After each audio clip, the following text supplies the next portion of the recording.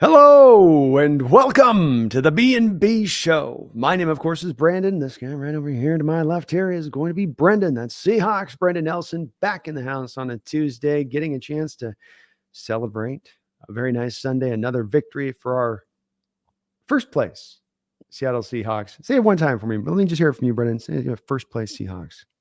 Yeah, these first place Seahawks. I mean, how can they be first place? Like that means other teams have to be in second place and third. Like how did that happen? So if you carry the one and then the Niners are in the two, Mm, but I know it just doesn't quite make sense. We weren't supposed to be here, they said. Year two of a yeah, rebuild.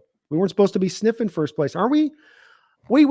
No, we were Brendan. We were supposed to be in the dark ages right now. Wasn't that what it was? Wasn't that what I was hearing? yeah. We're That supposed sounds about right. I the think new so. the new '90s dark ages is what people were referencing. I don't know. It's a weird twist of fate, I suppose. What are you going to do? Just got to roll with Right. it. Well, we got ourselves a great victory that you and I are going to get to chop up. I know it wasn't another one of these super clean wins that some folks are wanting out there, Brendan, and welcome on in the house tonight, man. It's good to have you. Thank you. But we do have a couple of pressing issues here at play, not just because it's Halloween, but also because we've got the trade deadline coming to a culmination today. And we have two real major trades to speak upon other than anything else going on that are directly related to us. So let's talk about first, as you said before, the good, the bad. Let's go with the good. Okay. And the Seattle Seahawks yesterday making a big swing for the fences and going out there and picking up Leonard Williams for a very high cost of a second round pick this year and a fifth round pick into next year's draft. I'm very interested to hear, where you're standing on this one right now, especially a day later, having some time to chew on it over it a little bit. But what were your thoughts on Leonard Williams trade? Where do you sit with it now, and has that maybe changed a little bit over the 24-hour period? Um, Initially, I liked the trade, and I still do. It makes the team more interesting this season. It gives the team a higher ceiling than it had before. And I don't see how I can sit here and be mad at the Seattle Mariners for the way they do business. And most of us Mariners fans have been very unhappy with the way they've done business and the way they've talked about doing business for about a month now, and then turn around and say, well, I don't like this trade because of what we gave up. So I don't think that would make very much sense if I tried to do that. So I do like the trade, but I do think it's important to emphasize this is not some slam dunk, great, no problem, no doubt about it trade. Mm-hmm. Like the Eagles got Kevin Beard for a fifth and a sixth. That this trade is not that. That trade is definitely going to work out, and even if it doesn't, who cares, right? Yeah. It's a fifth and a sixth. They'll live. Trust me, they'll live. The Eagles got enough talent. They don't need a fifth and a sixth round pick that much. This can go wrong. I don't doubt that for a second. And I do think that if this team doesn't either win the Super Bowl this year or keep Leonard Williams beyond this season, then that hurts, right? Giving up a second round pick for a rental is no joke. Mm-hmm. So there is a definite downside here, but at the end of the day, I believe this is still a very good player. He's not elite, but guess what? You're not going to trade for an elite defensive tackle. It's very rare those guys become available.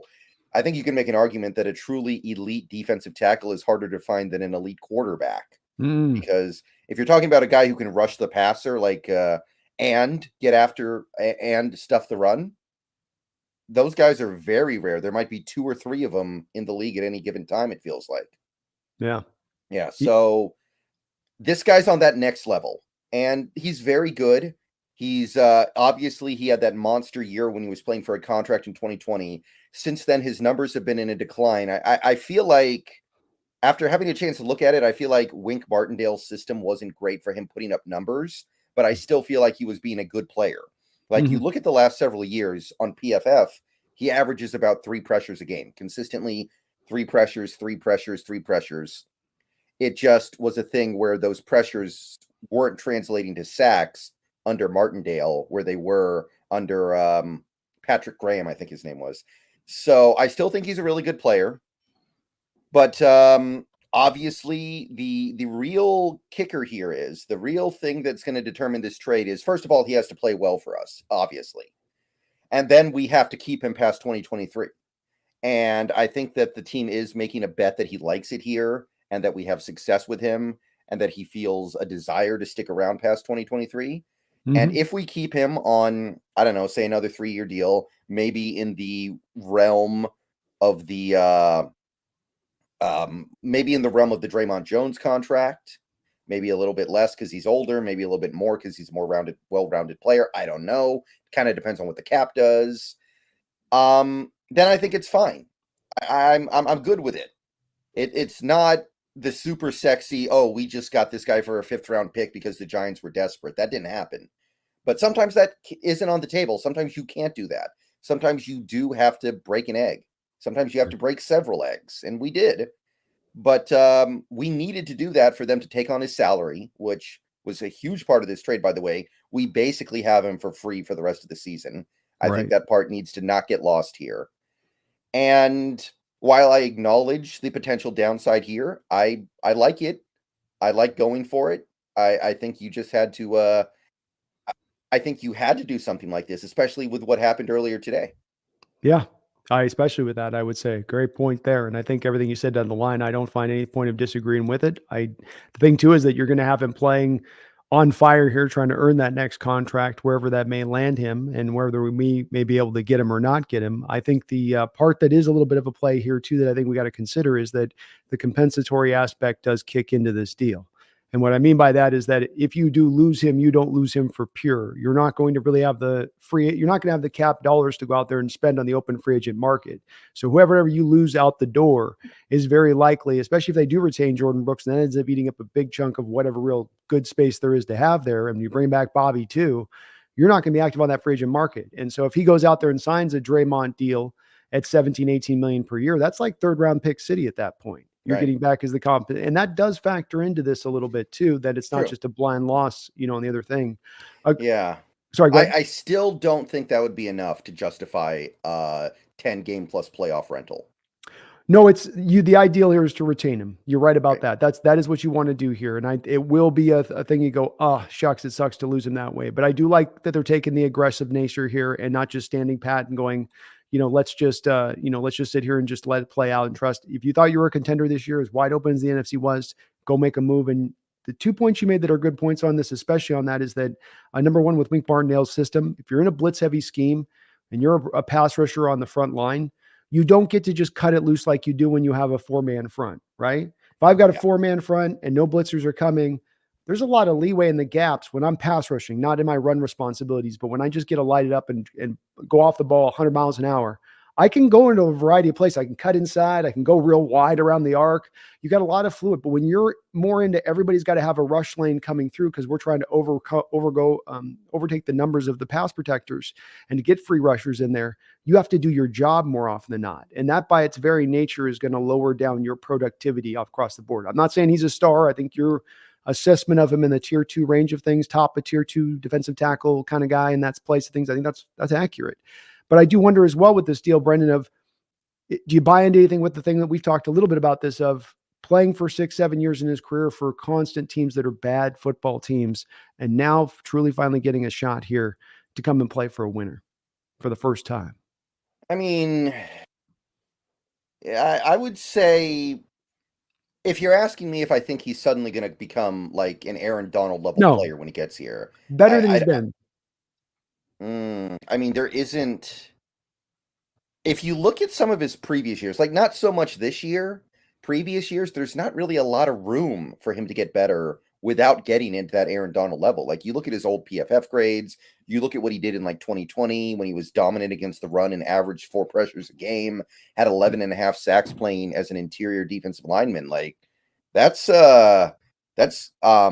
But he's setting career high marks for pressure rates this season. 12.4%. That's top 25 in the sport at the position. Maybe a little bit better. I don't think there's a lot of room for him to get better, but I do think he's a very good, very solid, probably 2nd tier interior defensive lineman, approximately. It's just where I land with it. I do look at that base number going, he's doing that as a career high this season, thinking about back to, for instance, a guy at the same age last year in Chris Jones, who himself had this weird, he should be kind of going down to the back end of his prime and maybe things starting to dip where he's not necessarily in his pure physical prime, but yet things are kind of coming along where he's also getting to that point of the mastery point that you get in a sport, having played in it for 10 years as a professional, just about to where you really are technically really sound and you understand what you're doing out there. I'm not saying I'm expecting to become Aaron Donald, but can he be more than what he's been there with the Giants on a team that has an offense that's causing that defense to live on that football field? I think that there's something to be said for those kind of players being lessened a little bit in those kind of environments. And we did have a guy in Carlos Dunlap a couple years ago, looked at the end of his line and hadn't done anything with the Bengals. I know there was a new system they changed to, but was able to come here and be really productive for us. And especially going again from a situation that he was in Cincinnati at the time where they weren't winning. They weren't going to Super Bowls. They weren't playing well. To for the first time in your career, finally being able to let loose. I don't know. I could be wrong on this. And that'll be the interesting part for me to watch on this trade, Brendan, is if that becomes a part that kind of unfolds a little bit as an extra here. But he's a good all-around player. And he definitely becomes, I think, a best defensive lineman on the interior that we have right now, right out the gate. So they have forged up a bit of the weakness on the defense that they need to get forged up one point or another. Yeah, this was important too, because I think you're already starting to see Jarran Reed slip a little bit because he is an older player with a lot of miles, and we were playing him too much. Yes. Like he was dominant the first month and a half of the season, partially because he only had to play because he had only played so many snaps by then. But I think all that pressure we're putting on him was starting to get to him. So this will hopefully alleviate that, because I don't think we're going to start running constant 3-man fronts. I think we're still going to do a lot of 2-man fronts.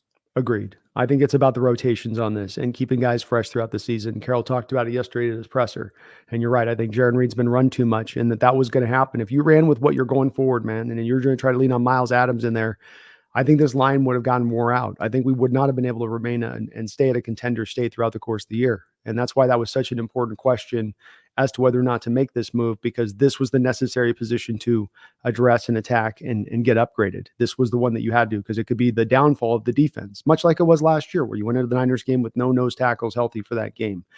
You had that potential, not in the same way, but in the same way of just getting too lean out there to be able to sustain, especially with that difficult teams coming on deck. Right.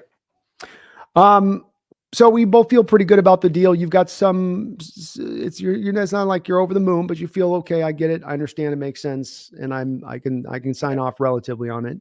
I mean, at the end of the day, usually when you're making a decision, any kind of a decision in life, you're aware that things can go wrong. Like, it's not bulletproof. It's not perfect. It's not, oh, nothing can possibly go wrong here, but it's still the right decision. You still do it because it's the right thing to do. When you have a strong hand on the river in poker, it's right to bet. Sometimes you get raised and that sucks, but it's still the right thing, right? That's right. That's absolutely right. And we do have some baseline of recent, players that have been traded at the deadline, 2 teams that consider themselves contenders that had to take those kind of risks, right? That went out there and put a lot on the table and went, okay, we know this has a chance of going sideways, but boy, the upside on it is just so nice as well. It ain't just the down, it's the plus too that could go. So it'll be fun, man. I love that they're in on it though, Brendan. I love to see a team aggressive, like you said, after sitting through the Mariners this season and what we think is going to be coming down the track for them within free agency. It is a bit of a breath of fresh air. We thought we were going to kind of get a step on Niners, 3-game losing streak. We got a guy at the trade deadline. The clock was winding down. Are they going to be able to pull one off? It looked like the Buffalo Bills grabbed Jennings from Chicago, and we're going to rip him as they were connected to him as a cornerback. And then they came in and they swooped in and they made at least a hell of a value trade and going out and getting Chase Young from the Washington football team for a 3rd-round pick, a compensatory 3rd-round pick. And I think they also got Washington to eat the salary, much like we did. So Niners aren't going away. And they made a hell of a trade here, but where do you stand with it and how you see their trade and how this affects things? You got to give them credit for clearly being desperate, because the Niners are as all in as you can be on this current team. They just lost 3 in a row. Purdy looks like maybe things have just kind of come to a screeching halt with him. It looks bad. So obviously that team is desperate to try to fix this, because honestly, I kind of feel like if they don't win the Super Bowl this year, that's a failure. And I don't know how much longer they can keep pushing this down the line. If you look at, they're already out of cap space next year, basically. Yeah. So they're desperate, and yet they don't get destroyed in this trade. In fact, it's a great trade. I'm actually impressed. If I was Washington, I'd be squeezing them. I'd be squeezing them like, hey, a 1st-round pick, or just hang up the phone.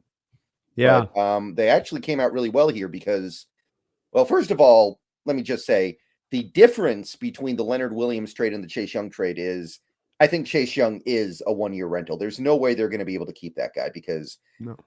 this sounds a little bit bold, maybe. I could be wrong. It would not shock me if he's looking for $30 million a year next year with that, with his free agency coming up, because he's a former number 2 pick. He's somebody who there have already been questions about him just trying to get paid so he can start taking it easy.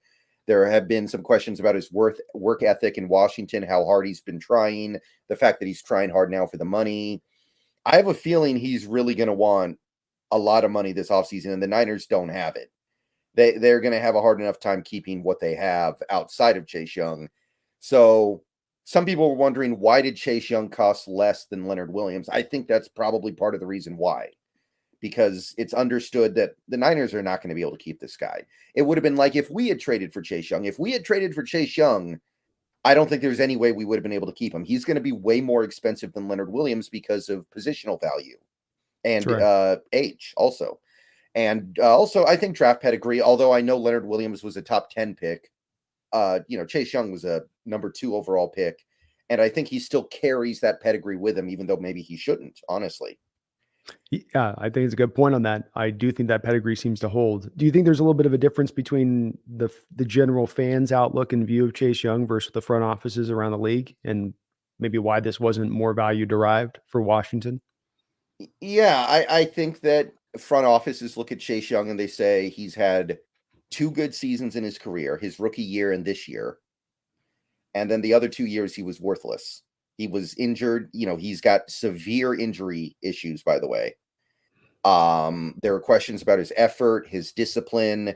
I'm already hearing a lot of buzz that this is another guy kind of like Clowney, who people think is going to get paid or trying to get paid, and then they're going to, take it easy.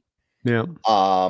This is I don't think I think today was tremendous proof. Montez Sweat went for more than Chase Young. And I know the Bears are a really bad organization, and you could chalk that up to the Bears just being the Bears. But still, that's to me, I look at that and I go, that is a reflection of how front offices look at Chase Young. He's a big risk. He's not somebody you want to give a long-term contract to. He's, a high injury risk compared to somebody like a Leonard Williams that has missed, I think, 5 or 6 games in his entire career. Great point. Something like that. Yeah. And, honestly, I think that Montez Sweat should go for more than Chase Young, but I think most NFL fans would disagree with that. They would just be like, how can Montez Sweat be worth more than Chase Young? I think he's a better player, and I think he has more value. But obviously, the upshot here is that I do think Chase Young, because he's playing so well this year, will get a big contract next offseason, meaning the Niners get a 3rd-round pick back in 2025. So they're basically kicking a 3rd-round pick a year down the line to rent Chase Young for half a season plus playoffs. That's great. There's no caveat I can put on that makes that anything other than a really good trade. So the interesting thing is they added on to a position of strength, right? There we go. They added on to a position of strength. There's the rub.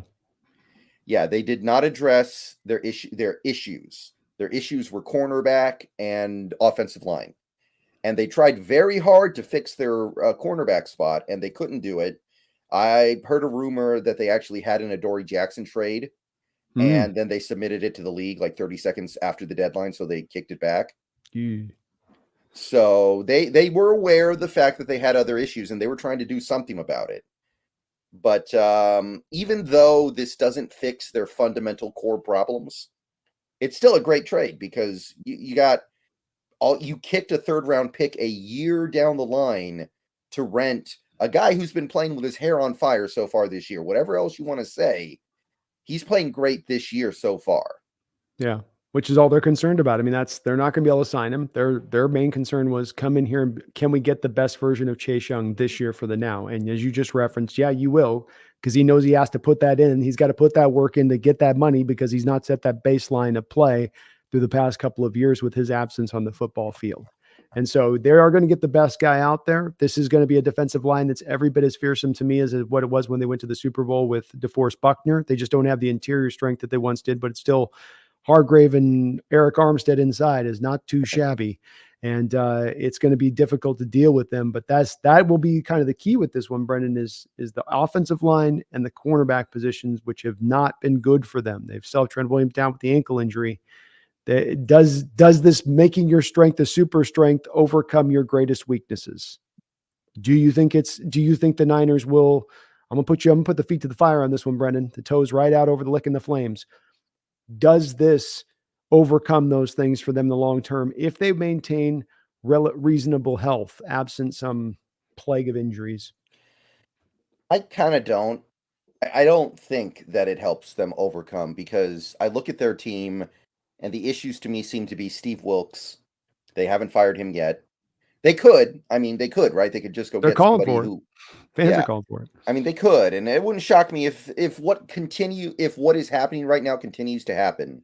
I think they will, but I still think they have an issue in their secondary. Now, Chase Young does help mitigate your secondary issues, but it doesn't mitigate their offensive line issues. That's just going to be a bad offensive line the rest of the season. And I think we're starting to see some real issues from Brock Purdy. We're starting to see him be who he is a little bit without having Pro Bowlers at every single position. And I mean, you look at that offense. So first of all, we go to the offense. Chase Young has very little to do with the offense. There's a little bit of a symbiotic relationship there, of course. The defense helps the offense. One hand washes the other. But you look at that offense, yeah, they're going to get some of these injured players back, but these are a bunch of guys who get hurt a lot. The way Debo plays, he should get hurt a lot. You can't play receiver like that without getting hurt. Christian McCaffrey, he's been injury prone for years. Trent Williams is 35? He's going to have 36. He's going to have a hard time staying upright. George Kittle's at the age where, as a physical tight end, you're just not going to be able to stay healthy. So I look at all that and I go, yeah, their offense will be okay once these guys get back, but how long are they going to be back? So I don't think it fixes the big problem with this team right now. No, I don't either. And I do think I think it's a good move. I think the Niners were smart to make it. They did what they could. I think they should have gone much stronger to make a secondary move to help out and reinforce some of their weaknesses, because it can come to bear. And we're consistent on this because this is a big driver of the Leonard Williams trade. We didn't go out there and build upon a strength. And you could be looking to say, let's get Chase Young. Yeah, you didn't really need an edge. Mafi's playing fine. Darrell Taylor's all right. Hall's coming along, according to Carroll, and you got Frank Clark in here. You're going to be fine at edge, but you needed an interior. And we went out there and addressed more of what was a weakness that needed that reinforcement. Because as we saw last year, as my point was to the last year's team, that weakness can be the thing that then sinks you. Your greatest strength can be the thing that carries the day, but your greatest weakness can be the thing that absolutely upends your whole season altogether. And we felt that last year in this way. And I just feel like you talk about on this in my mind. I'm like, I just kind of feel like there's a real big potential on both of those two position groups. We talked about that Niner team that looks at itself as a Super Bowl contender, that they could be those kind of sinking factors because they are in that bad of shape. I mean, Banks has got a toe injury now at left guard. He's going to be out a couple weeks for them. That's basically their second best lineman on that team as it stands. And they don't have backups to really call upon. So interesting to see. But boy, it's going to be between us, Brendan. It's us and them this year. It's coming down to it here. It's going to be a hell of a fight in a couple of weeks. Well, let's turn this over here to this football game, because I think we have a good amount of stuff to unpack in this football game. And as always, we do with this when we have a win, and there's some separate things to talk about on either side of the ball. Let's go to the good stuff first. Let's get on the good stuff here, and let's talk about what is a defense that just got another addition here to reinforce things, but is really, really coming on. And they played an outstanding game out here. But I guess before we get to the defense, what were your thoughts in this game? I don't want to speak too early for you. What coming out the end of this game, where were you in your mindset on the feeling on this team, and what happened in this game, and the team in general?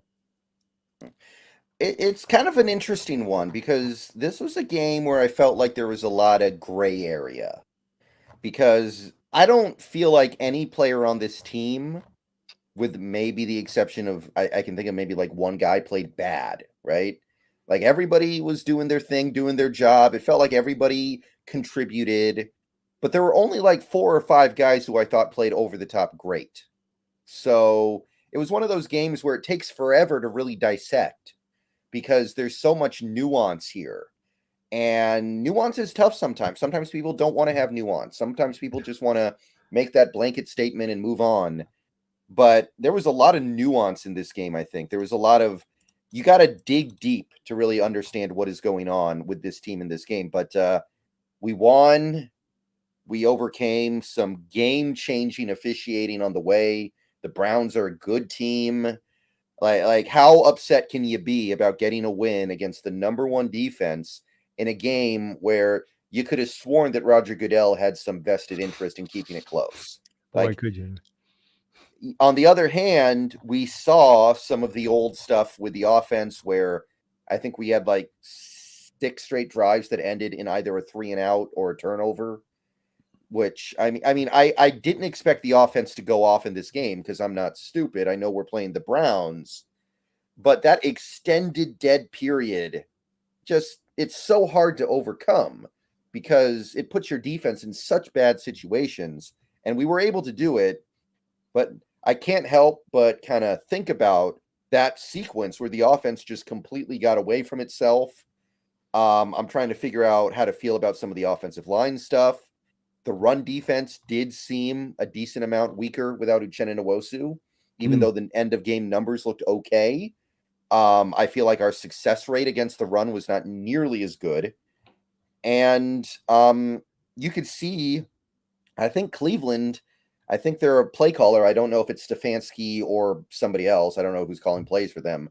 Kind of worked. I thought he worked Clint Hurt like a speed bag for a lot of this game with calling screens at the exact right time. I mean, man, he was throwing sevens at the craps table over and over and over again. Like he knew what was coming. But overall, you force 3 turnovers in a game. You got to feel good about that. You're going to win that game most of the time. You get 4 sacks in a game. You're going to feel pretty good about that. Overall, I felt pretty good about it, but it was one of those things where there was a lot to dissect, I felt like, with almost every player. Yeah, I feel the same way. I was calling it in my post-game discussion, having almost like 3 games in one, where you felt like that first quarter lasted about 3.5 hours, the middle game portion, and then you had kind of the end, and they were all separate in their sort of way and manner in which they played out. And, if we start, I guess, a little bit with this on that defensive side, I agree with you. I think all the plays you put at the officials were just, I was having a hard time on the live stream show, Brennan, just staring into the nothingness, trying to wonder what it was all about.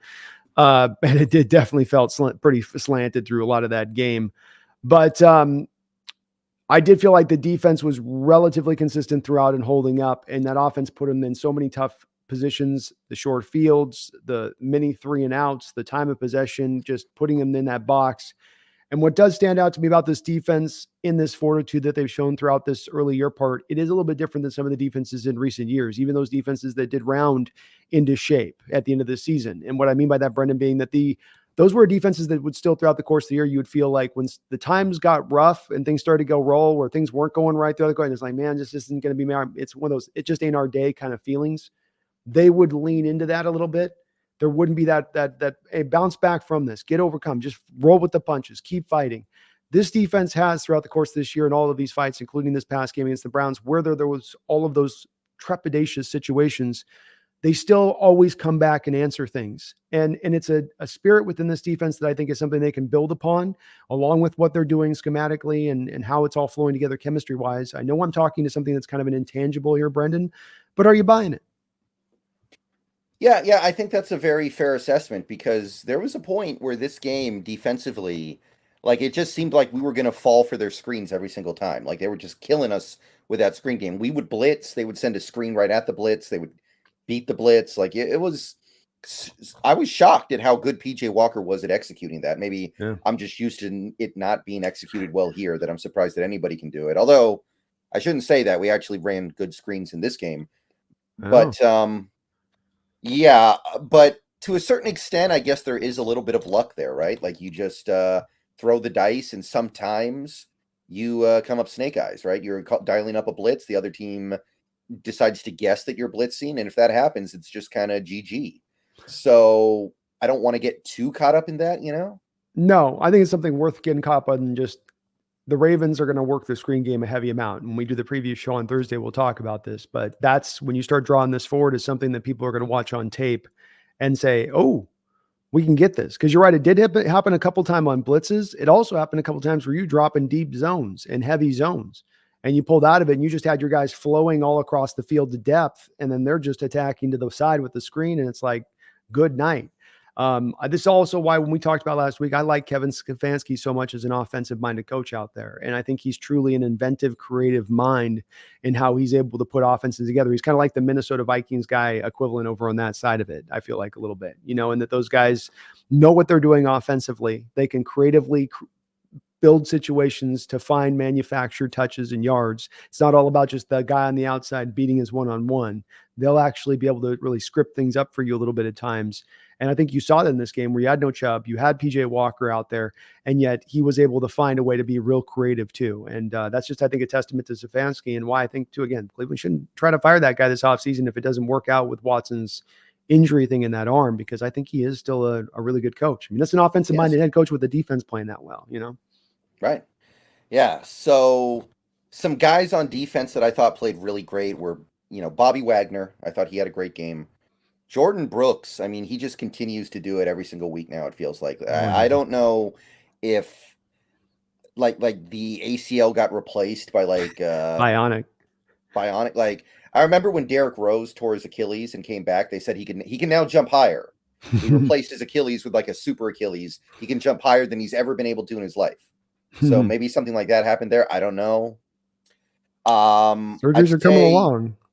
So it's only a matter of time before it gets space city, where they eventually do that, where it's like, yeah, we put this, it's a new special rubber band. It's actually better than the ligament. It's an improvement over Mother Nature. Right.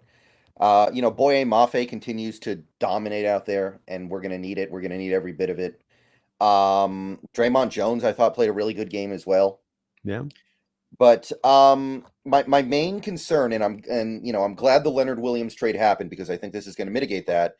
I think our success rate against the run was probably pretty low in this game, because I know they only ran for 4 yards a carry, but it seemed like they were consistently being able to stay ahead of the chains. They were turning 1st and 10 into 2nd and 5, 2nd and 4. Yeah. They were turning, it was, it's not like we got destroyed by the run, but they were able to kind of pace the game with their rushing attack. It was the exact opposite of our rushing attack, which was way more explosive, but the success rate was probably miserable. Yeah. So I was a little bit concerned about that, but now we have Leonard Williams. I think that's going to mitigate a lot of that. And realistically, we had that one drive that should have ended on 4th down, but Woolen got hit with the PI that turned it into a touchdown. If that doesn't happen, then we're talking about 7 points off the board there. And I think they scored on that drive. I think they kicked a field goal on the drive where Witherspoon got hit with the hands to the face.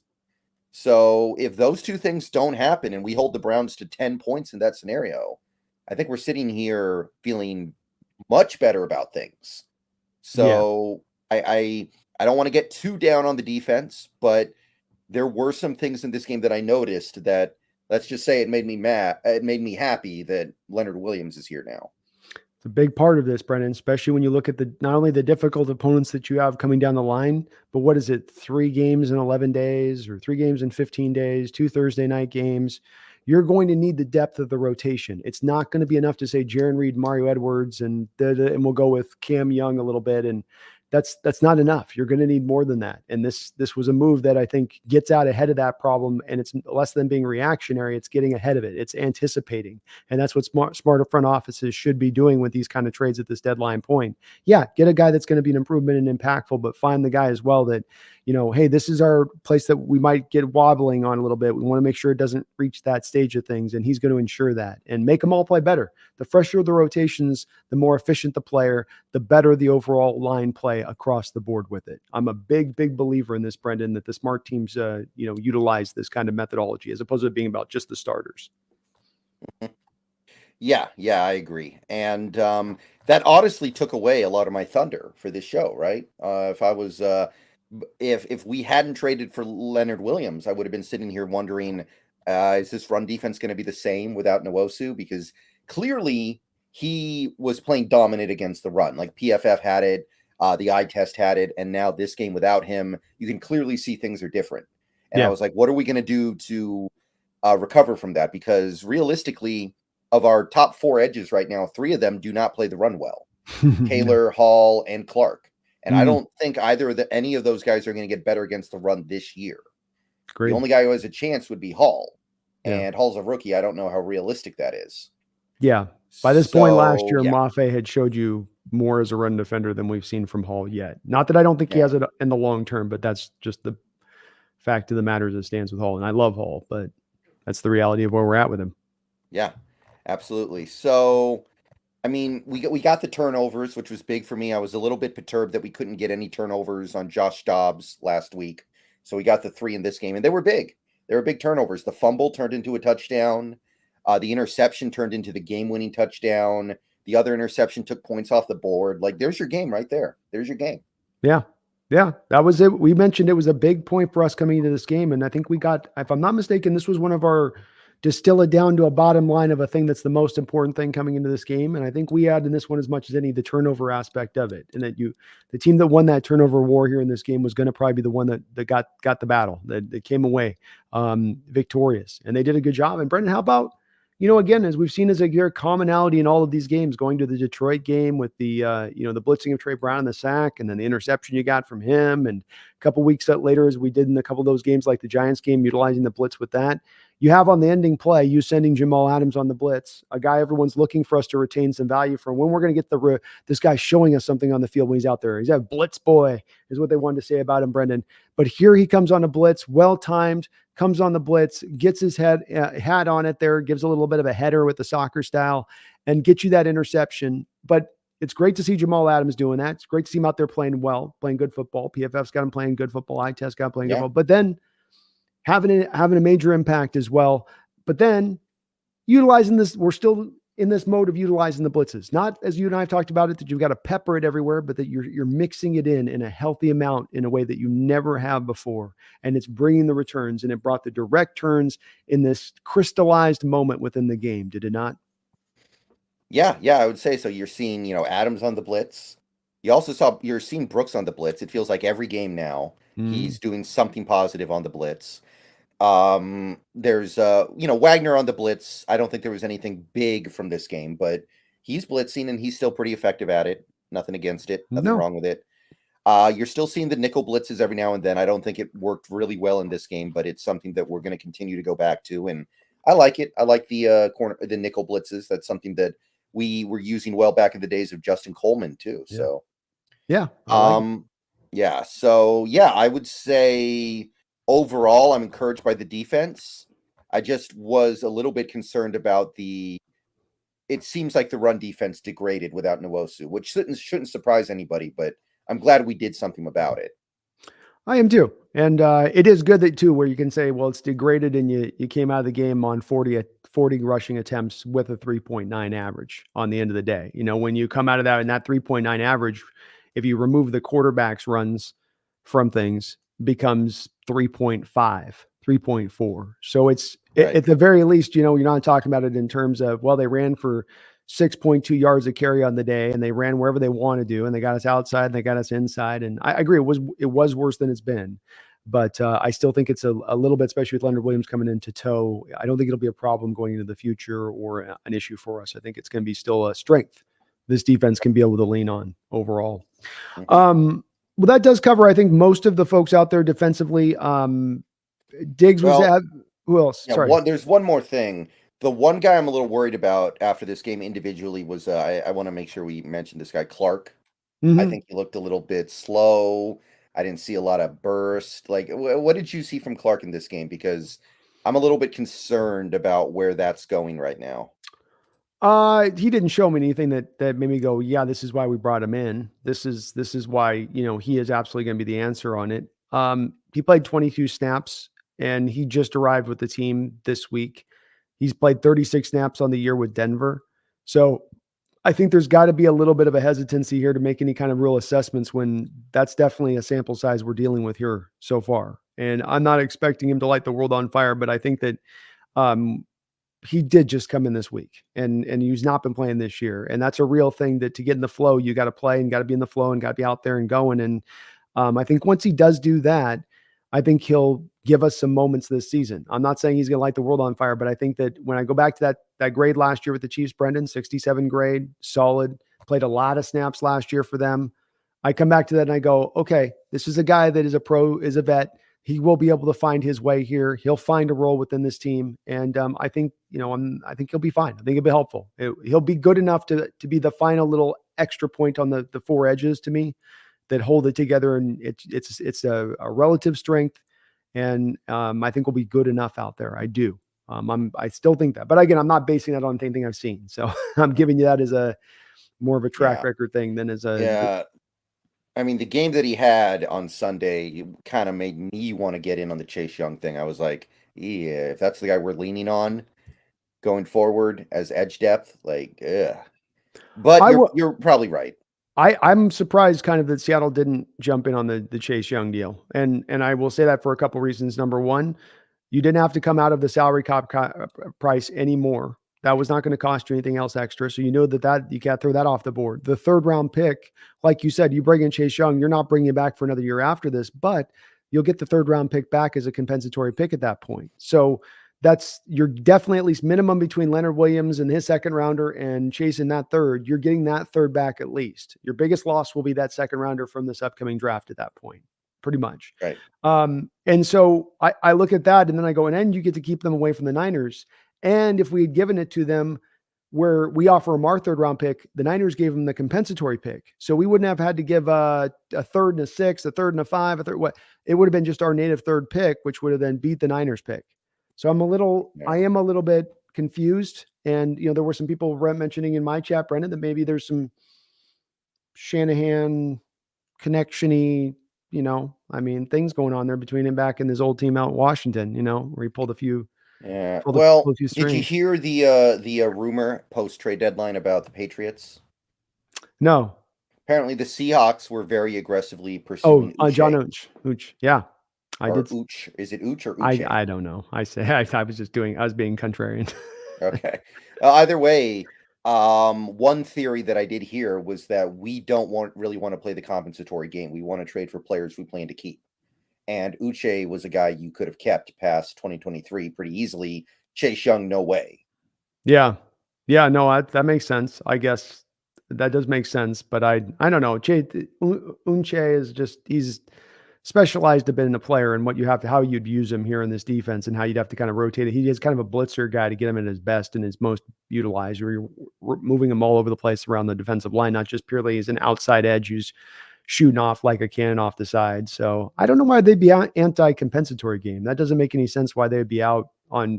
They've utilized it in the past. Well, so they have maybe anti is not the word so much as we want to trade for a guy we want to keep. Yeah.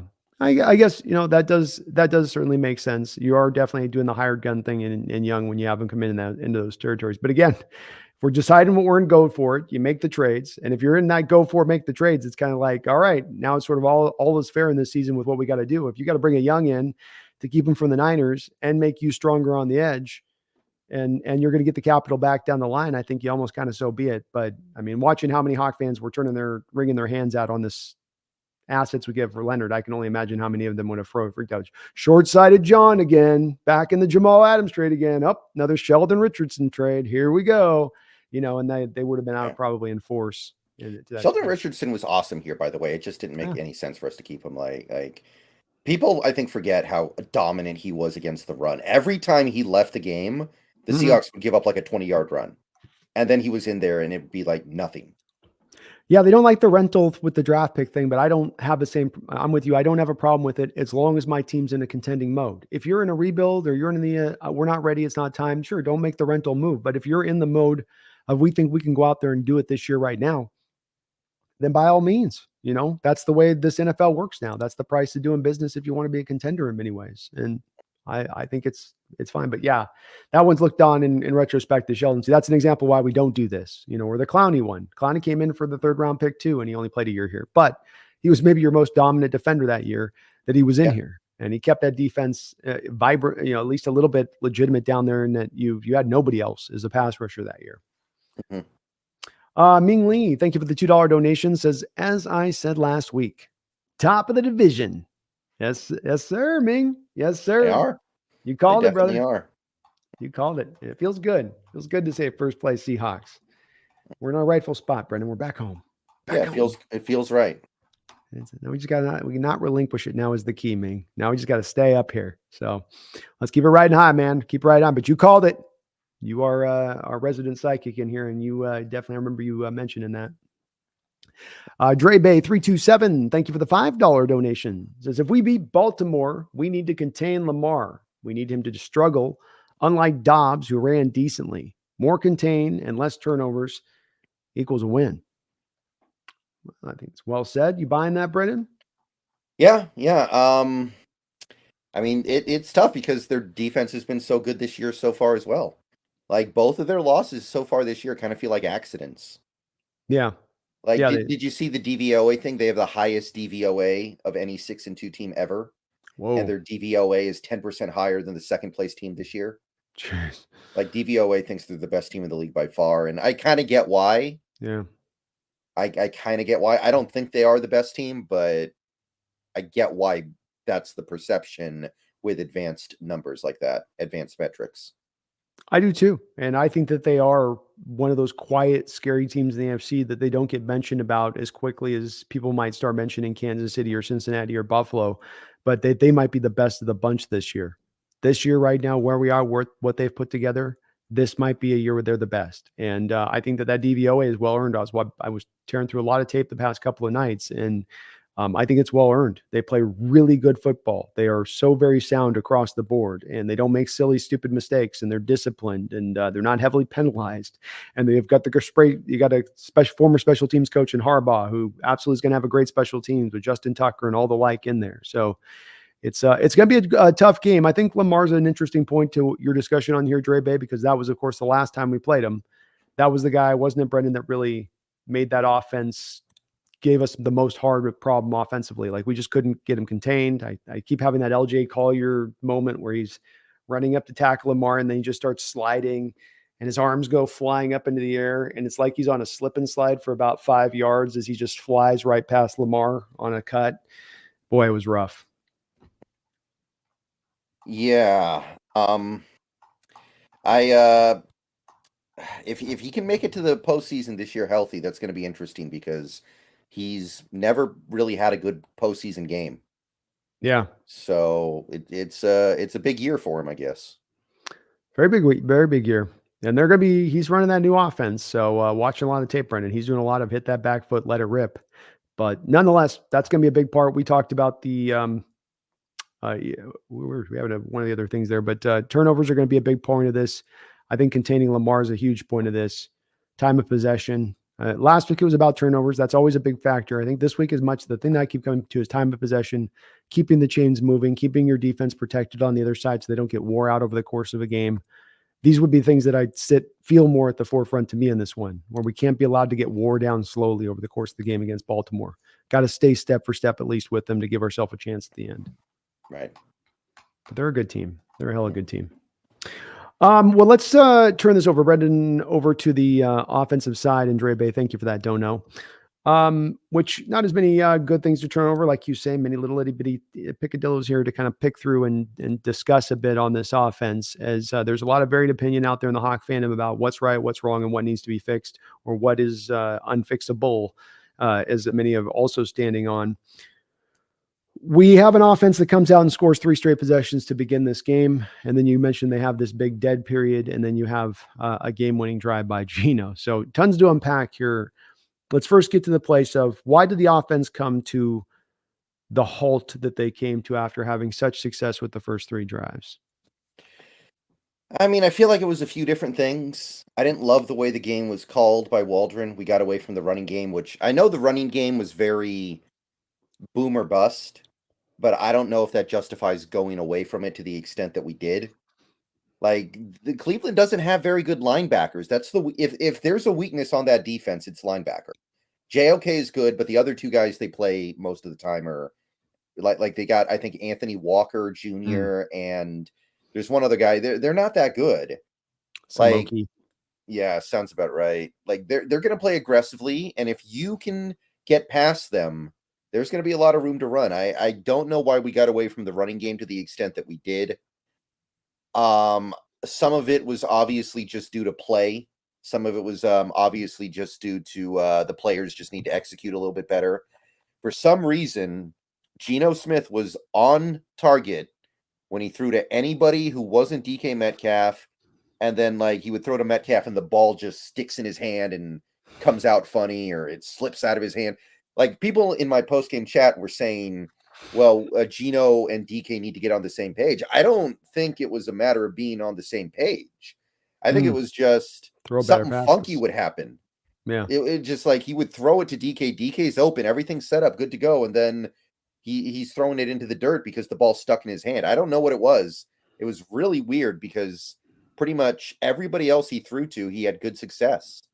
Like the Fant interception was just I mean, I can't even get that mad about that one. There was a great defensive call to drop your nose tackle into coverage, and I still don't think he picked it off, by the way. I think the back angle showed pretty clearly it hit the ground. Did you notice how they didn't show the back angle until far after the play? Like after Yeah. everything had been set up, they showed these two angles where you can't tell for sure, and then they show the final back angle, and it's obvious that the ball hits on the ground. So yeah, I'm the same as you. I don't think it was an interception. I'm the same as you as well. It's a great zone drop. How many times have you and I lamented about those defensive linemen never making a play in coverage? I made a play in coverage. It's hard to anticipate that. So it's why part of the reason they're the number one defense coming into this game. Mm-hmm. But I think mainly just those two things are why things got a little bit stuck. Like I'm thinking about that 3rd and 1 play where we had 2 receivers running a route. Like that was just like we don't need to do that. That's not necessary. No. I'm thinking about the fact that 0 catches for Parkinson and 0 catches for Disley, 2 catches for Fant, one of which comes at the very end of the game. So for the first 58 minutes of this game, you have 1 catch for 5 yards with your tight ends. That's weird, right? We're supposed to be this very tight end happy team. And I think that kind of gets to the essence of why the offense died the way that it did. To a certain extent, I mean, I love the fact that we came out so strong. We scored 17 points in 11 minutes. And I was giving us 17 points the whole game. Mm-hmm. I was thinking to myself, 17 points is going to be enough to win this game. It wasn't, but I can kind of understand that to a certain extent, the offense did what they needed to do in that first quarter. If I only gave them 17 the whole game, but I feel like if you're trying to figure out what went wrong, I don't think Waldron did a great job. And then just Geno having the ball stick to his hand every time he tried to throw it to Metcalf. Yeah, somebody was mentioning in my chat. He kept limp dicking it to DK Metcalf on these throws, and I thought that was a real apt description. Just inaccurate. I think you're right about not on the same page. Just it was inaccurate throws, and sometimes it's just he just made a hand sticking the ball or not getting a good throw out. It was odd to see because it's you take it back the past 2 games that DK's played because he had the 1 game he sat out, and there's been these 2 games here where they have not been on the same page or not on the same page, but they just aren't able to connect. So maybe the best way to put it. But you remove that, and coming into those 2 games, DK was having his most efficient catch season up until that point. So this has been kind of a recent thing. It's also come on the back of DK's injuries. He was sick as a dog the night before the game, I understand it. Yes. So we got to probably give that a little bit of, I think, a mulligan there, though I do know that if there's 2 guys on this team that don't get a lot of patience with the fans at times, it's DK and Geno. How'd the offensive line do in this game to your eyes across the board? I was pretty happy with it. I thought they played great. Like I know PFF killed Cross and Lewis. I don't see it. I don't know what they looked at to say that Cross was that bad. We obviously the running game was not consistent, but it was explosive. And against this defense, sometimes you do take what you can get. And the lack of running success maybe had as much to do with the play calling as the actual play of the players. And Geno, when he got pressured, he handled it fairly well. He took the 1 sack. Myles Garrett eventually was going to get us, of course. I thought that Stone Forsythe, like I barely noticed him out there, which is great news. Like he's playing out of position and playing really good. I don't agree with rotating Peters in. I think rotating offensive linemen is weird when one guy's playing so well, but Peters played fine. Bradford played good. Evan Brown continues to be solid. Like, I thought the offensive line was really good in this game, given who they were going up against. I was very happy with it. The only thing I don't like is the right tackle rotation. That confused me. Carroll, after the game, almost made it sound like they felt like they owed some playing time to him because he's been working so hard to get on the field. But, I'm trying to win a game here. Yeah, I'm doing the same. And Carroll reinforced this commitment to the rotating offensive lineman out thing into the future. And I don't quite get that myself either. I just don't. This isn't the defensive line. It doesn't make sense to me. It's not tended to be a smart way to go for any NFL teams. They're doing their own kind of thing on that. And I understand we said, well, you can prepare guys to play later in the year, and they've actually had their feet. I get all that, but that's also then overlooking the whole continuity chemistry thing. That's a big factor to success for offensive linemen too. Right. Yeah, I think a lot of those scores too came from the run game, because I'll tell you, a lot of those run games where we weren't having the success and you were only getting the yard or negative yard play, there was a lot of penetration, a lot of linemen getting pushed into the backfield instead of getting any push. And it was from a couple different areas on those run plays where it wasn't one guy failing and the rest of the guys doing their job, but like 3 guys failing and 2 guys doing their job. And I got to wonder if on a couple of those grades with a couple of those players, that was kind of the case out there, a little bit. And I'll tell you what, Damian Lewis has got to step up in his play. He's playing for a contract right now, and he has not played well up until this point this year so far. I think he did better in pass protection in this game, but as a run blocker, it continues to be a struggle more as it was last year with him. And they're definitely, I was expecting to be a little bit better so far. Maybe he is playing through an injury right now and still kind of getting right, but I'd like to see him get a little bit better than he's been so far this year, as it's been a little bit of a spotty performance, I think, to begin the season for him. Yeah, I'm not thrilled with the way Damian Lewis is playing either, but Cross, like, I don't see how you can say he played bad in this game. You No. want to say he had problems with run blocking? Okay.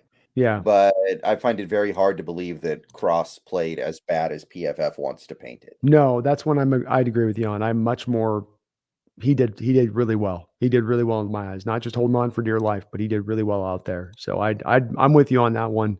We have also in Bradford a guy that, again, 90 run blocking grade, I believe, and a 25 pass protection grade over the right guard. So we do have our right guard of the future here, Brendan. We've got a guy with upside. Now the case is clear for Dickinson and what he needs to get done with this kid, which is just get this guy's pass blocking cleaned up. Yeah, and I think Haynes comes back this week is the word from Carroll, so he'll have plenty of time to do it. Is that the right move to do, or should you just roll Bradford going forward and take the bumps? I think Haynes has played really well this year overall. Like, people are down on him, I think, just because he's been bad in the past, but so far this year, I'm pretty happy with it. Yeah, and there's something to be said for having some consistency in both elements. Less of the boom here and bust down here on the 2 parts of what you do offensively, and a little bit more of the steady eddy down the middle a little bit, right. less whiffs, so to speak, right. if you were. Let's go through a little bit of the offense here. We've got JSN starting to emerge a little bit in recent weeks. Got the bubble screen working, like you talked about, finally making that work a little bit. And he was good with after the catch, including the touchdown game winner. Has he turned the page? Is this just them trying to feature him a lot and get him a lot of targets? Or do you think that the game's doing that whole starting to slow down, I'm just starting to go out there and play, less thinking thing happening? Well, I think maybe an underrated part of it is the fact that he was injured the first few weeks, and now he's not. I think that helps a lot, maybe more than we gave credit for at the time. Mm-hmm. But I think there is also something to be said for establishing a rhythm between him and Geno, because he's one of the guys who's new. Like these other guys on the team, Geno's played with these guys before. Geno's played with Metcalf and Lockett and Fant and Disley and Parkinson. He's played with these guys.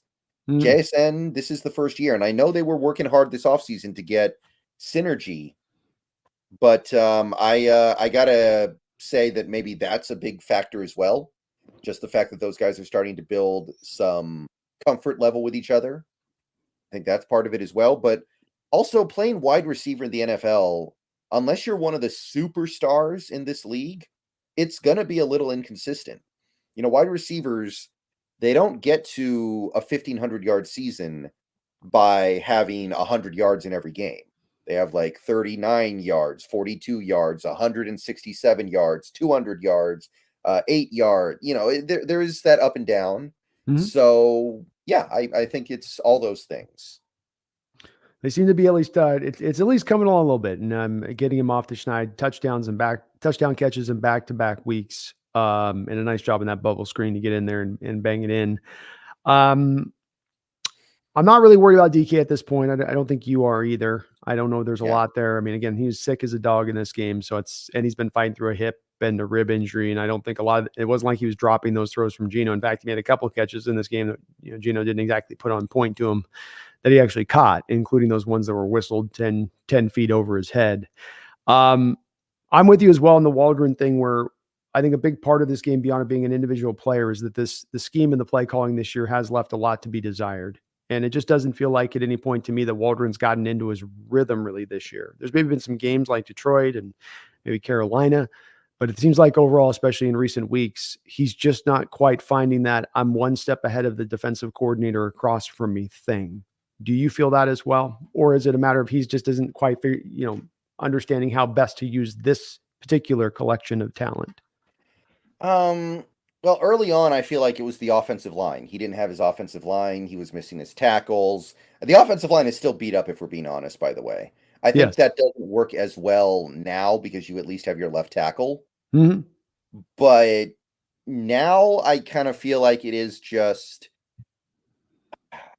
I don't know. It seems like maybe he's a little, and I usually go for this kind of stuff. Seems like he is a little bit pass happy. And usually I'm totally down with that.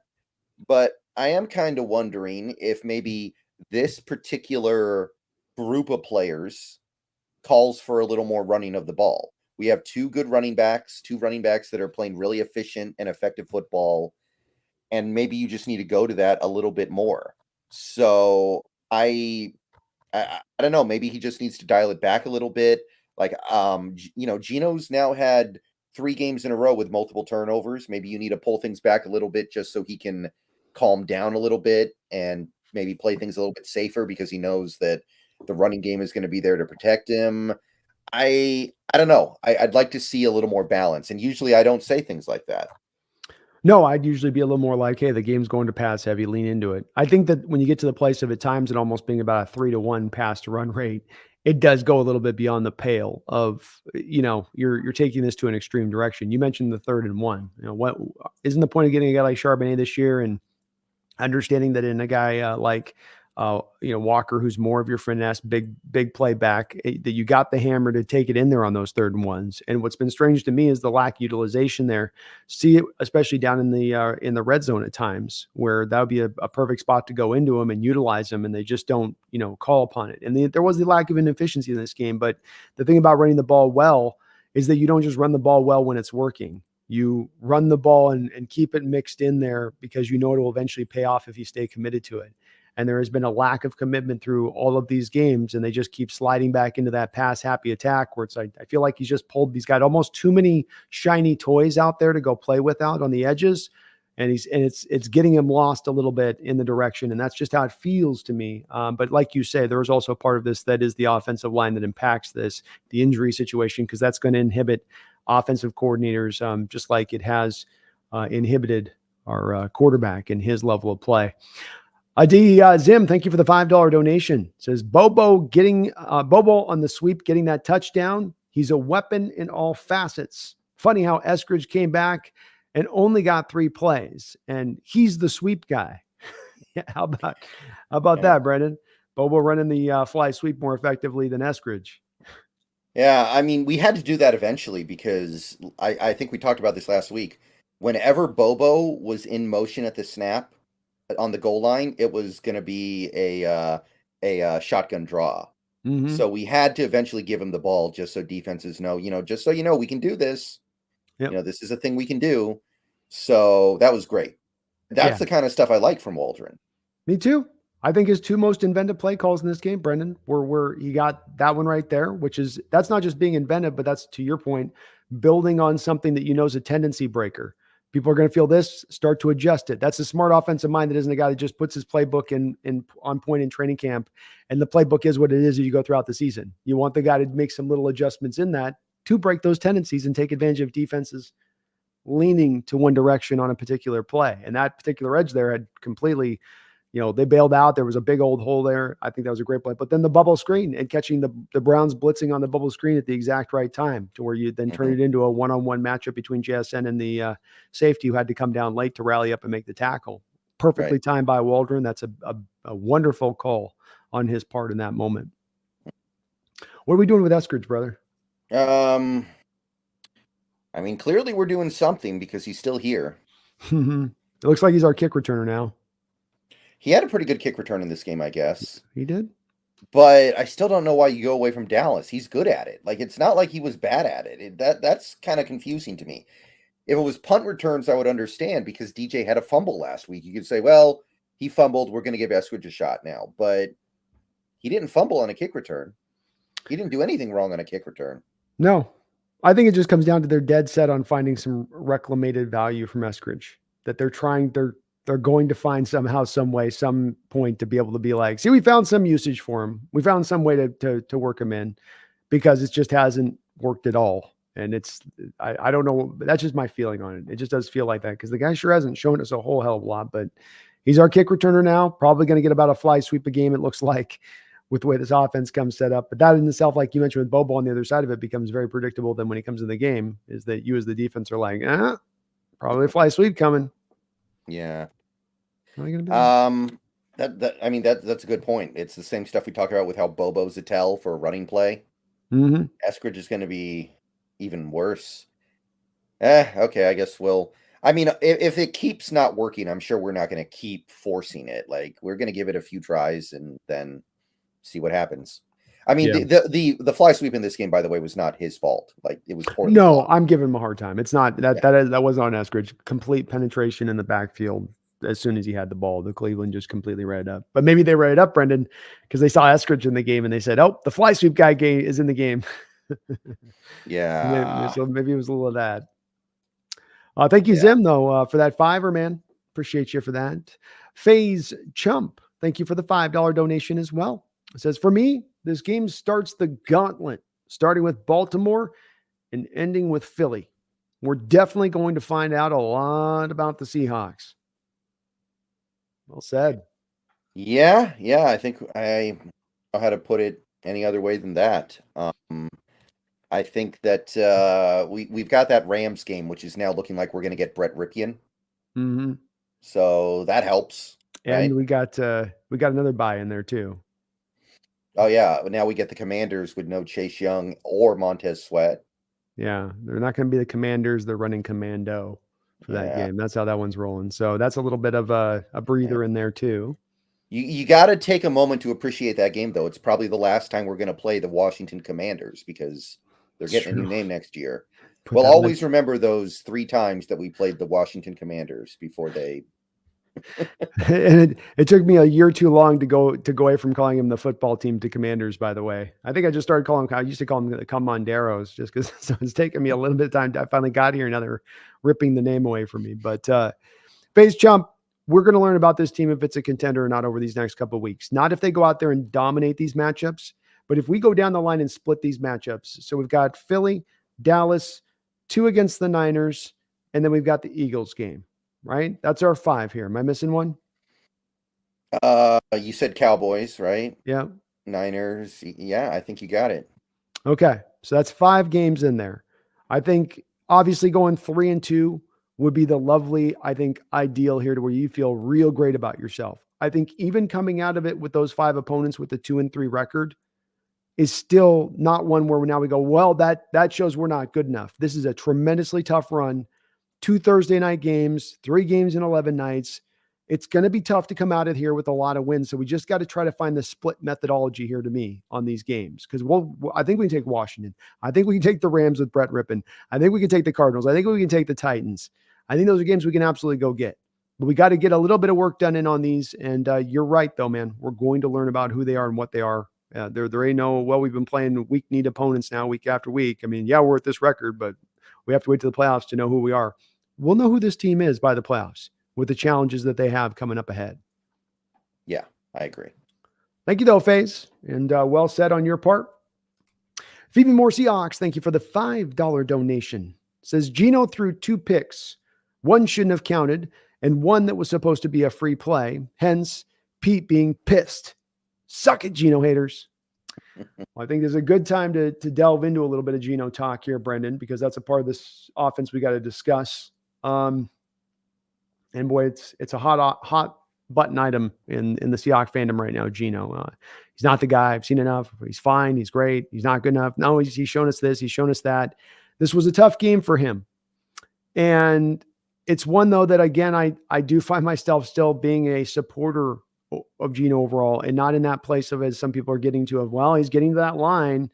There's people that are talking about, well, what about Drew Lock? What about Drew Lock? But man, context matters. And some of the stuff that happened in this game has got to be unpacked a little bit, like the JSN play, for instance, where JSN's continuing on through his route. And even according to Coach Carroll after the post game, he was supposed to sit down where he wasn't supposed to sit down. He was supposed to carry the route through, which is what Geno did. Sit down, yeah. And he did sit down. Yeah, that's what I meant. Much like the DK play in the Bengals a couple weeks ago, where DK's running a post route and DK just decides to come to a stop in the middle of a post route. And these moments look really bad on Geno, but there as much should be looking really badly on the receiver more than Geno in those moments. And I'm not saying he played a good game here. I'm not saying that he hasn't been in, like he's been playing A and he's just having to deal with this onslaught of issues around him. And that's why the results haven't been there. No, he's not necessarily elevated within it, but I think he's playing fine. I think he made some really good throws early on this game. That throw to Lockett was reminiscent to me of the Rams game back on Thursday Night Football many years ago with Russell throwing to Tyler in the back of the end zone, and that same kind of play, rolling to your left. That's a tough throw, man. Rolling to your left and trying to throw that with a layered throw and putting it in just the right spot while also having to loop it in over the top. That's one of the reasons that we so celebrate that Russell to Tyler throw, is how hard it is. And this one wasn't to the same degree of difficulty, but it's still not easy to make that toss. And he had a lot of really good throws in this game on top of a couple of the bad moments. So we can't excuse this. And one thing we've got to point to, Brendan, here, one thing that I'm glad to see as well, because this is a place the Geno haters have lived in for the last year and a half, and what they've told me, I don't know if you've heard it in your chat in the same way, which is that he can't bring you from behind. Okay, he's a front runner quarterback, maybe. If you got the lead going into the fourth quarter and you can lean on your defense and maybe a ground game, he'll win you some games. He'll win you more than he loses. But when the chips are down, when he's got to go 80 yards, when he's got to go get you a score, he can't do that. He doesn't have that in his bag or his ability to do. And yet, here we go again for another time this year where he not only takes this team offensively on a final drive, no matter what happened that day, up the field and gets a score, Brendan, but a touchdown at that. Yeah. I mean, let's start here. Let's just on the most basic of levels. Geno Smith put up 24 points and led a game-winning touchdown drive in less than 2 minutes against probably the best defense in the league. So there's no universe where he had a bad game. Those two things alone qualify him for having at least a decent game.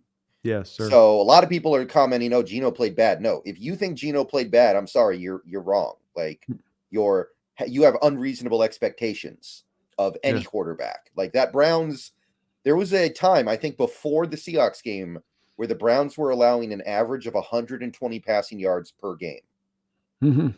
That is, they are so far ahead in some of these stats on defense compared to the other defenses in this league. It's almost like the 85 Bears.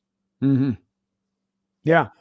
So let's just start there. He did not play a bad game. You cannot lead a game-winning touchdown drive, put up 24 points on the number one defense, and have a bad game. It defies all logic and it defies expectations. The most basic understanding. Yeah. I mean, that's the other thing, is the expectation level. What is our expectation level if that's not at least just a decent game? What is the expectation that he's supposed to do in those moments? Oh, and also real quick, if your issue with Geno is that he's turning it over too much and your solution is to go to Drew Lock, I have some news for you. That's the one I love. It's the one that I've tried to put together for people that are, and another one of those things, I don't think I make a lot of headway, Brendan, but it makes sense in my brain, which is you come from Denver and that pass protection issues he dealt with out there. And the big issue with him was the boneheaded turnover that would come up at all the wrong moments, then born out of a lot of the pass protection woes and him being under amount of duress, put him in the same situation here. And it suddenly magically gets corrected for what reason? Because people have sort of like a gut instinct that it will. And that's the part of like, that's not, come on, no, he won't. No, he's going to throw for interceptions here in the same kind of stuff. Yeah. And not to get too far off the point here, but honestly, that goes for a lot of quarterbacks. Like, I got a comment a couple weeks ago saying, is there any way we could trade with the Chargers for Justin Herbert? Because, somebody who didn't like Geno. And I'm like, if you've already you will turn on Justin Herbert in 3 games because he is the undisputed king of the fourth quarter interception in a close game. Yeah. Like, I don't know if you guys have seen the stat. He has 13 interceptions in the fourth quarter of a 1-score game in his career. Over that same time period, nobody else has 8. Yikes. So if we got Justin Herbert, you'd want to kick him out of town after a month as well, if you're trying to kick Geno out of town right now. Great point. So, like, that quarterback that you're looking for who always comes through, who always delivers, there's like one in the NFL right now. Like, the one quarterback who's like the most consistent quarterback in the league right now is Tua. I mean, really, like look at what Mahomes did last week. Yeah. Like that quarterback that you think is out there that you want to replace Geno with, he doesn't really exist. It's been what I've been trying to fight for, to try to to present to people, because there's this thinking of the ex quarterback who will come in here. The guy that we're going to take in this upcoming draft in the second round was going to be the guy flying on high and will carry the day. And it's a mentality that just doesn't really apply, does it, to a football field where you have so much that's more reliant on your supporting cast than any other sport. It's double the amount of guys you have on the field versus a basketball play. You got 9 guys on the field in baseball. It's still even more than that. And then it doubles with the opposition on the other side, 22 people. Everybody's got to come into play to affect for how a quarterback plays. And the guys that ride on higher that can carry the day, there's just so few and far between. But Brendan, it does feel like in the fan base at times that there's people that feel like there's 15 to 20 of those guys out there, that they're just readily available and easy to go get, or they'll cost you some assets, just package some picks, and then you'll go get them. It's like, well, we're in the division with the Niners. That's just what they did with Lance. That didn't work.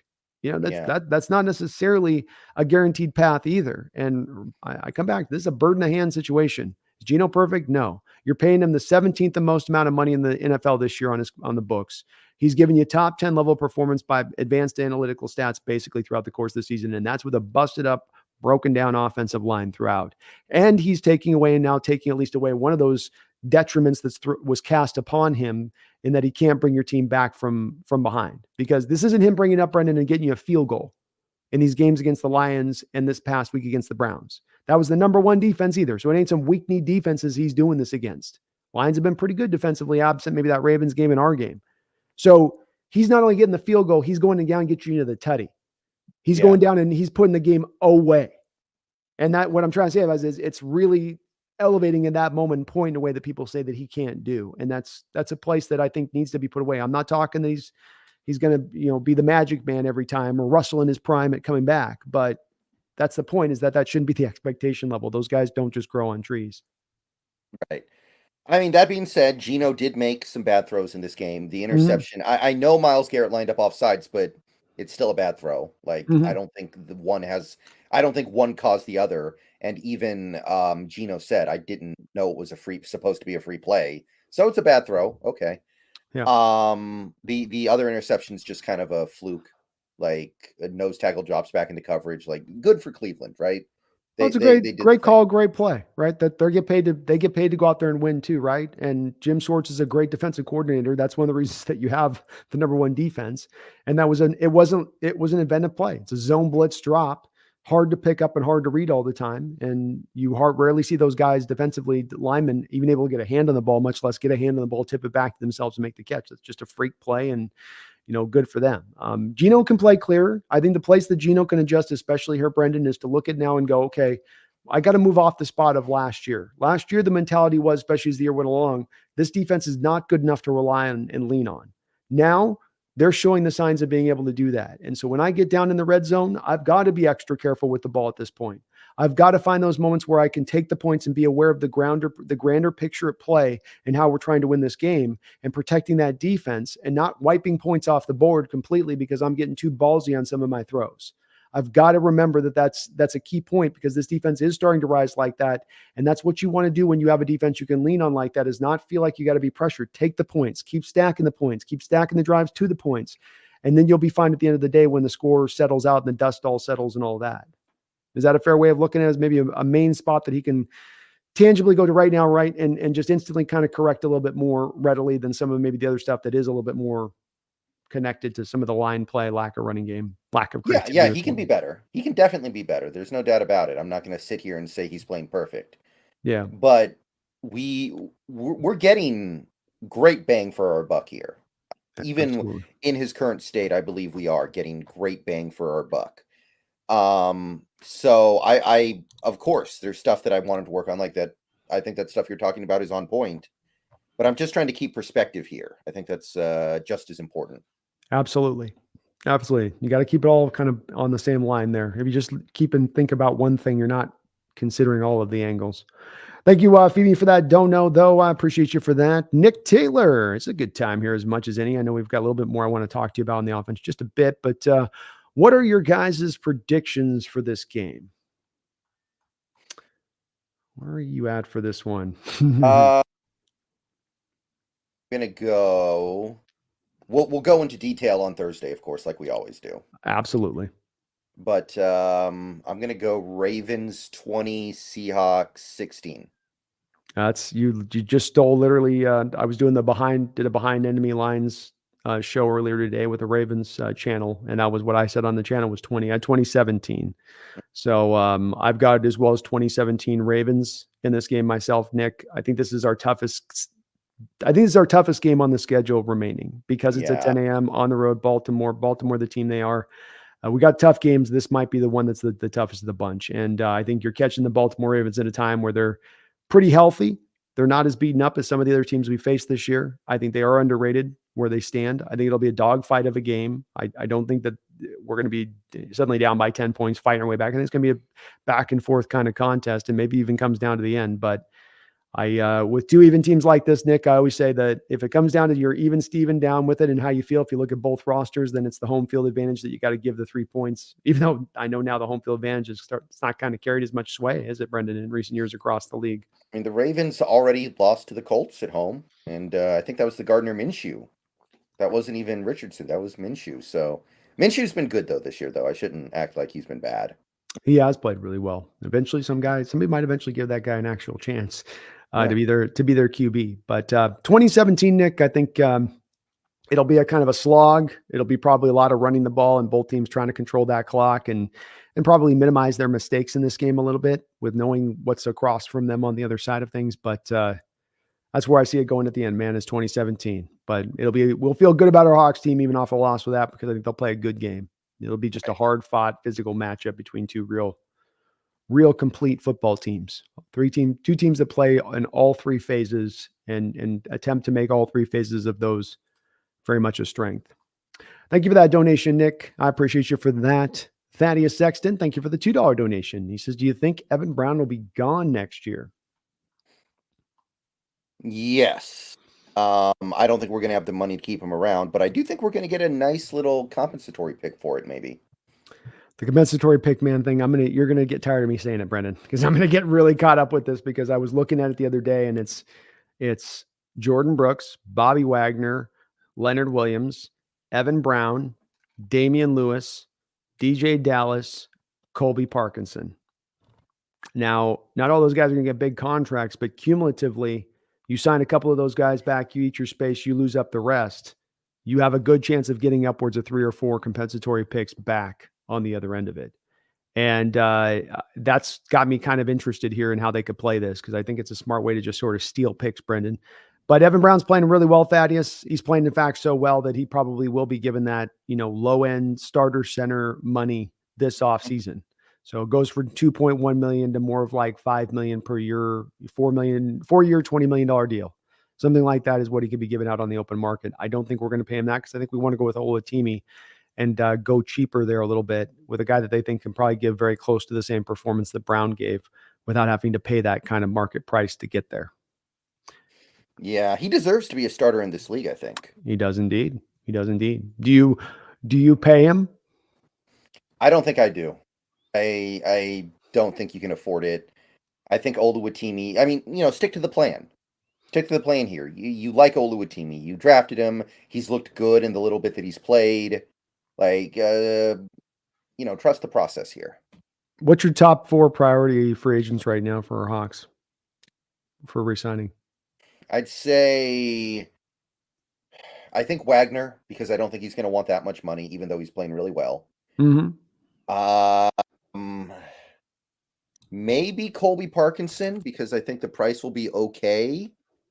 For the I don't know, and I feel like he could be a tight end 1 or a really good tight end 2. You just have to give him the opportunities. Leonard Williams, obviously, I think that has to be now because you gave up so much to get him. And does Daryl Taylor count because I think he's restricted Nope. next year? You got another club, your club control. So he's here for another year. So you don't have Jordan Brooks on that list I of your think he's going to 4. cost too much. I think it's Fair going to enough. be too much money. And like, obviously he's good, but you can't give him the green dot, right? And I think that's kind of a big deal. I think it Like, is, yeah. Especially at the price it's become. This is where the price come for linebackers. It's not like running backs where they're not going to a reduced state or devalued state. They're going to the opposite land of that, aren't they? I mean, Roquan Smith, Jermaine Pratt, Tremaine Edmonds.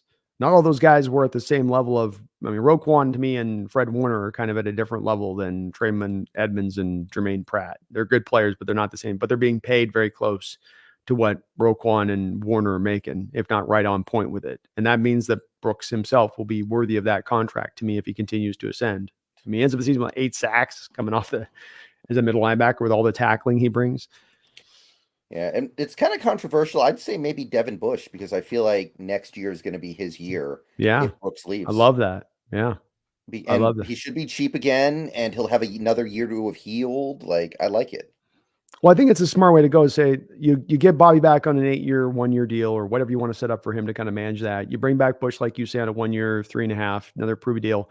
Now Brooks leaves, and you're 11 million in your investment in the middle linebacker position, but you're now also 14 million less than you were going to spend into it. That you can take those assets and put somewhere else. That's the fun part of this for me. Is it's like Brooks, Wagner, or Wagner, Bush, and 13 million then applied to like going and getting a top-notch left guard or something like that, or re-signing Leonard Williams. That's your Leonard Williams re-sign money. What's the smarter? Well, Devin Bush, Bobby, and Williams, or Bobby and Jordan Brooks. There's a little bit of that. You got to make a bit of that decision a bit on that for how the money's going to work because we are tied up against the cap, Brendan. Right. I just don't think we're going to be able to afford Brooks. I'm honestly, I'm already kind of made my peace with it.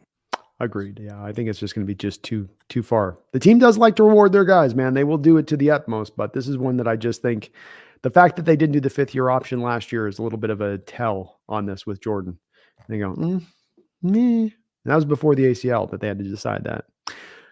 William Weir, thank you for the $5 donation. It doesn't have anything in the comment for you, William. Just dropping a dono into the chat. And I do appreciate you for doing that, man. So thank you for the support to the channel. And thanks again to you too as well, Thaddeus, for that $2 donation.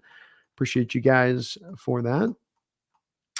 William, here we go. It got the note in here on this one, William. Thank you for the double dono, William. Sorry I didn't, if it messed up on the front side there for you. It says, how much do you guys think Frank Clark and Leonard Williams will make on our Seattle defense? Will make, I think he means impact. I don't think he means money. I think Leonard Williams makes a pretty big impact. I think that's a big deal. Clark, I mean, he's just going to be a rotational guy. He'll be He'll be a little bit better than Tyreek Smith. I don't think it'll be a big impact.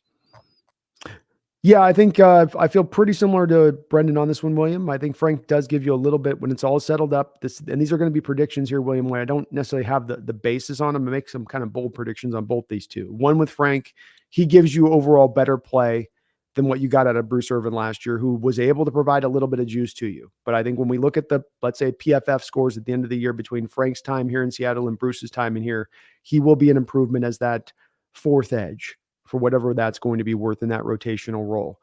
With Leonard Williams, I think he becomes your best defensive lineman right off the gate. I think he is going to continue to provide the pressures he has so far this season at that 12.4% rate minimum because he's got a much better defense around him now. He's not in as much of a blitz heavy nature defense. So he's going to get the opportunity to just quite simply, not play to a role, but beat the man across from you. whoop his butt. That's all we're going to ask you to go do. Go hunt. And I think doing that combined with the fact that he gets to, for the first time in his career, truly play for a contender, I think that potentially really does amp up his level of play and gives you a guy who can really bring some impact.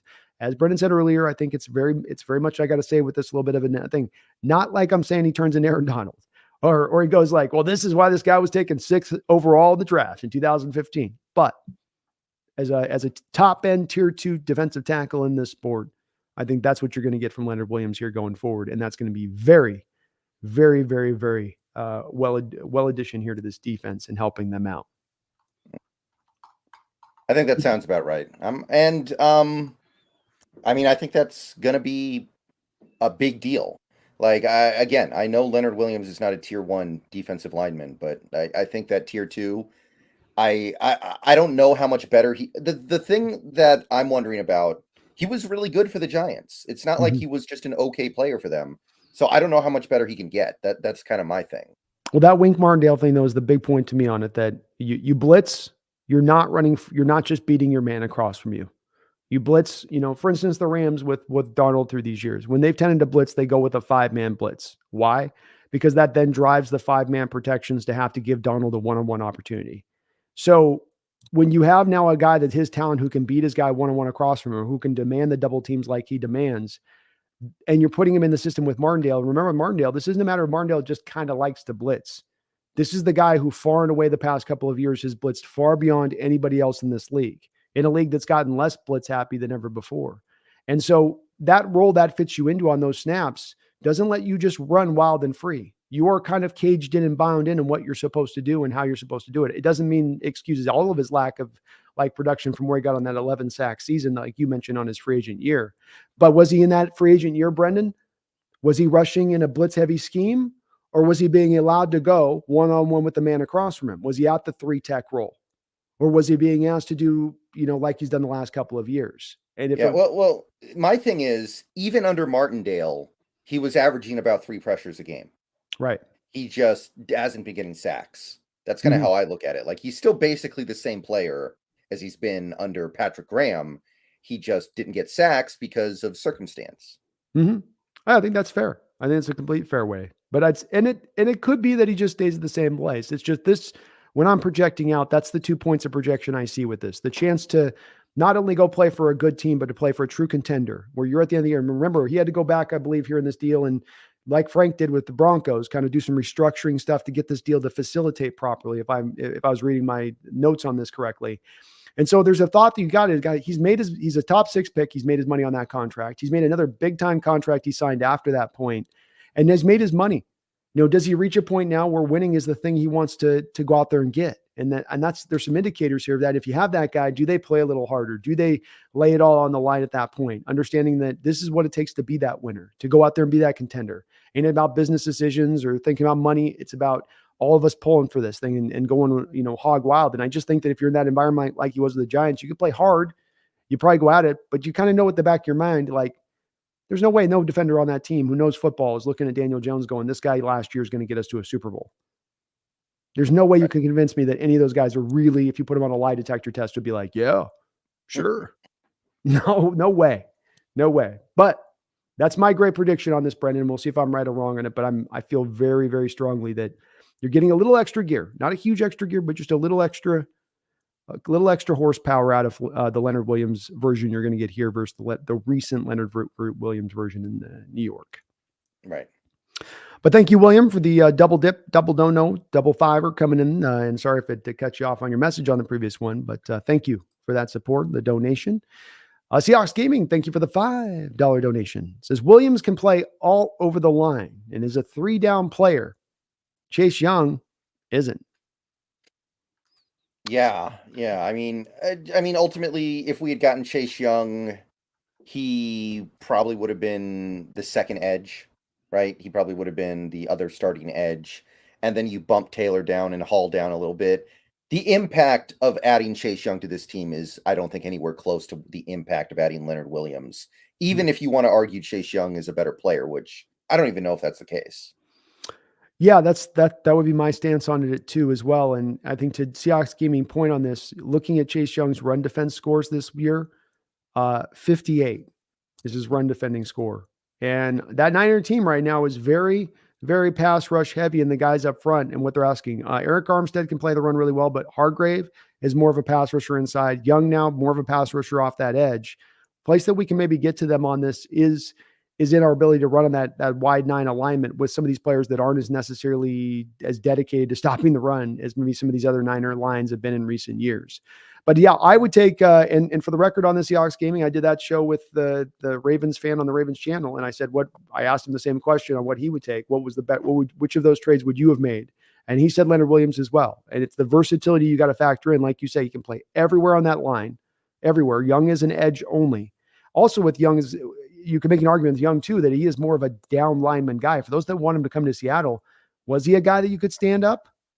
The Washington football team runs a 4-3. They got his hand in the dirt. I mean, the Niners are a 4-3. They put their hand in the dirt. They're asking him to do what he did with Washington. There may be a bit of an argument. Schneider might be telling us if we went to him and said, no, you don't want him standing up. That's not, he's too big. The leverage stuff gets too lost at that point when you get him high like that. Maybe, maybe. I mean, you mentioned Clowney. That was the thing with Clowney too, right? Was that maybe Clowney's really at his best getting his hand in the dirt just in a 4-3. And that's what he's doing right now out there in Baltimore is they've got him off the edge. Leo, widened out. Go right there. So, he said it on the show today earlier. You believe it as well. I believe it as well. Yeah, Young's got the 5 sacks versus 1.5, but Williams is a more complete player across the line here than Young.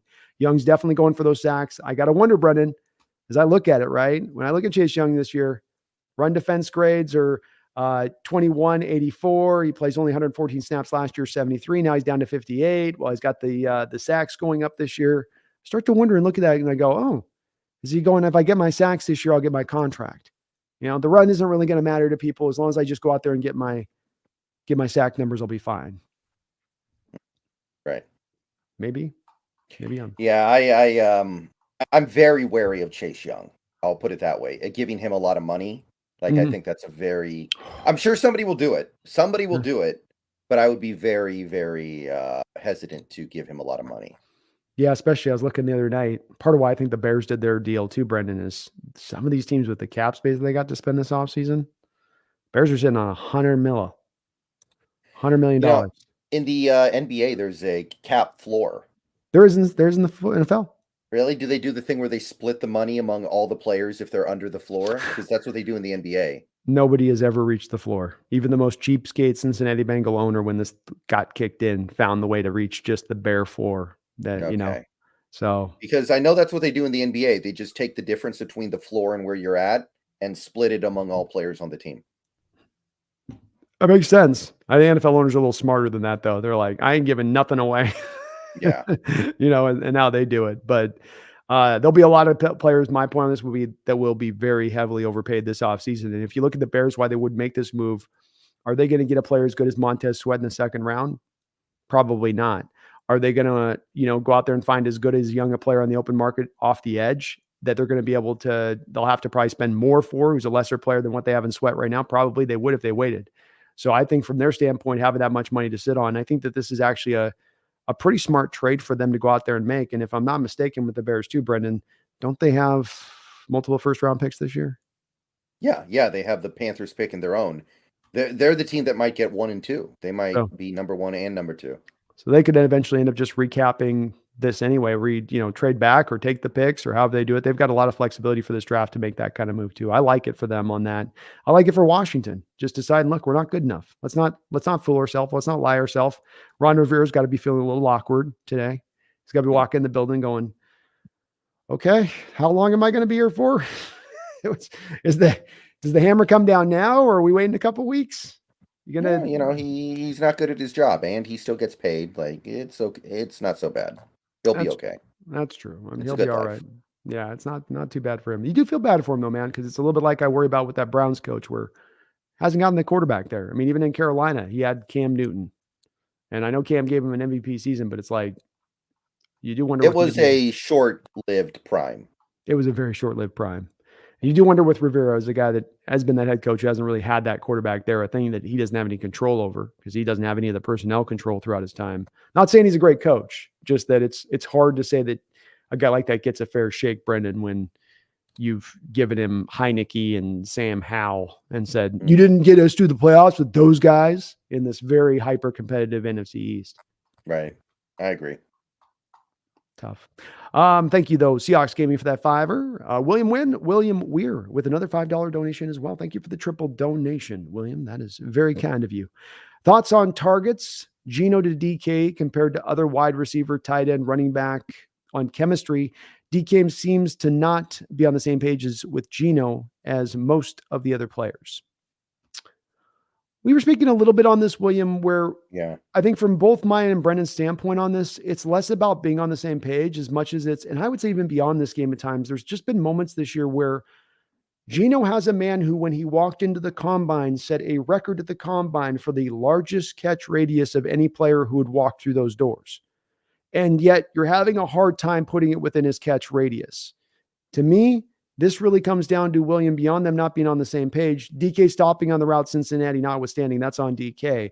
But these throws have got to be more accurately put there by Geno. I know sometimes you're under duress. Some of them have not been under duress. Some of them last week, Geno had a clean pocket. DK broke open, like Brendan just said, and Geno just ended up limp dicking it, throwing it at his feet. And you go, bro, give him a chance, give him a shot.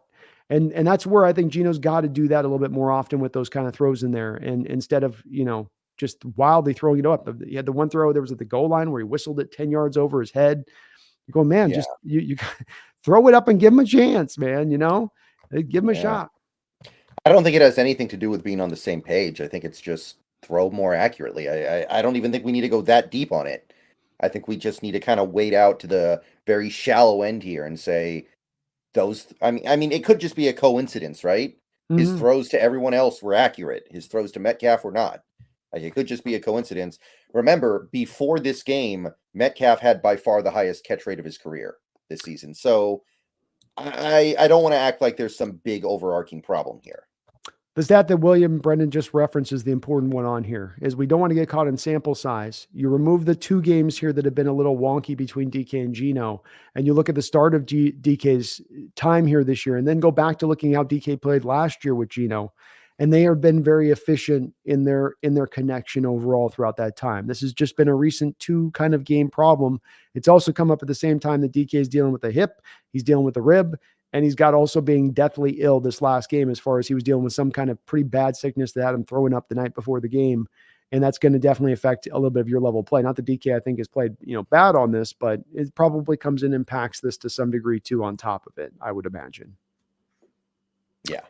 But thank you, William. Appreciate you. And the good news in this is that both me and Brendan on the back of this also believe that production is coming right well along with DK, and that this is just going to be a little minor speed bump in the road on a season, which is going to be very productive for DK. Absolutely. Diddy, Cat Lover, thank you for the $5 donation. I do appreciate you for that. Diddy says, what is a screen and why can't our defense see it? KJ always detected the screen. KJ, the screen whisperer. Yeah, I mean, in most of this game, I think it was just, it's kind of like Tecmo Bowl, where the offense calls the play and the defense calls the play. Yeah. And if the offense calls the right play, it's just going to be a big play. There's like nothing else to it.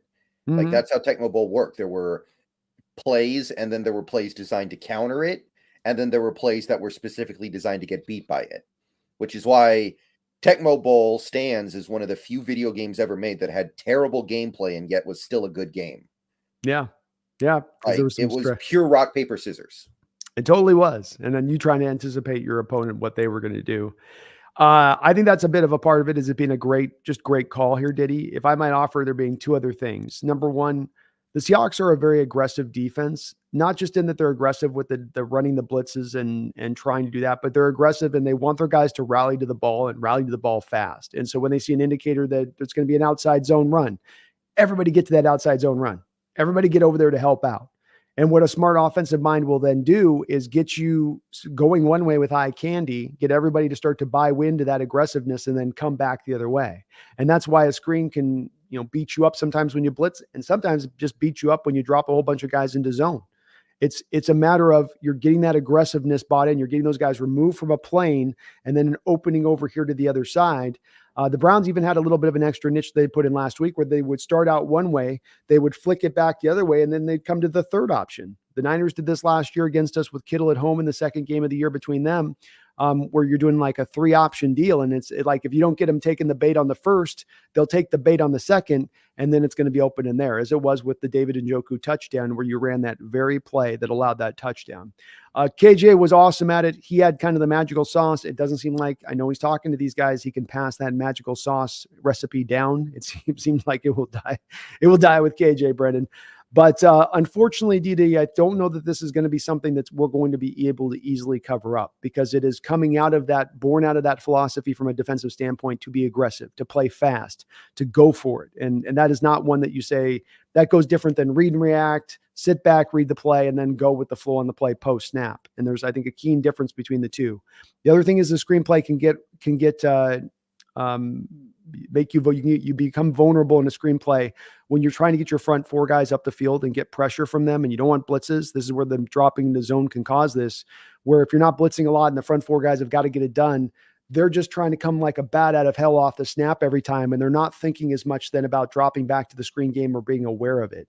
And so now you got all your guys getting upfield, and now once again you've cleared guys up the lane and opened up a vulnerability in the screen. But this is why it's not only been a problem to me now this year, but for the last couple of years and since KJ's left, is because this is the nature of your defense. And I don't have a lot of confidence that's necessarily something we're ever going to be really great at defending with this particular way we run the defense.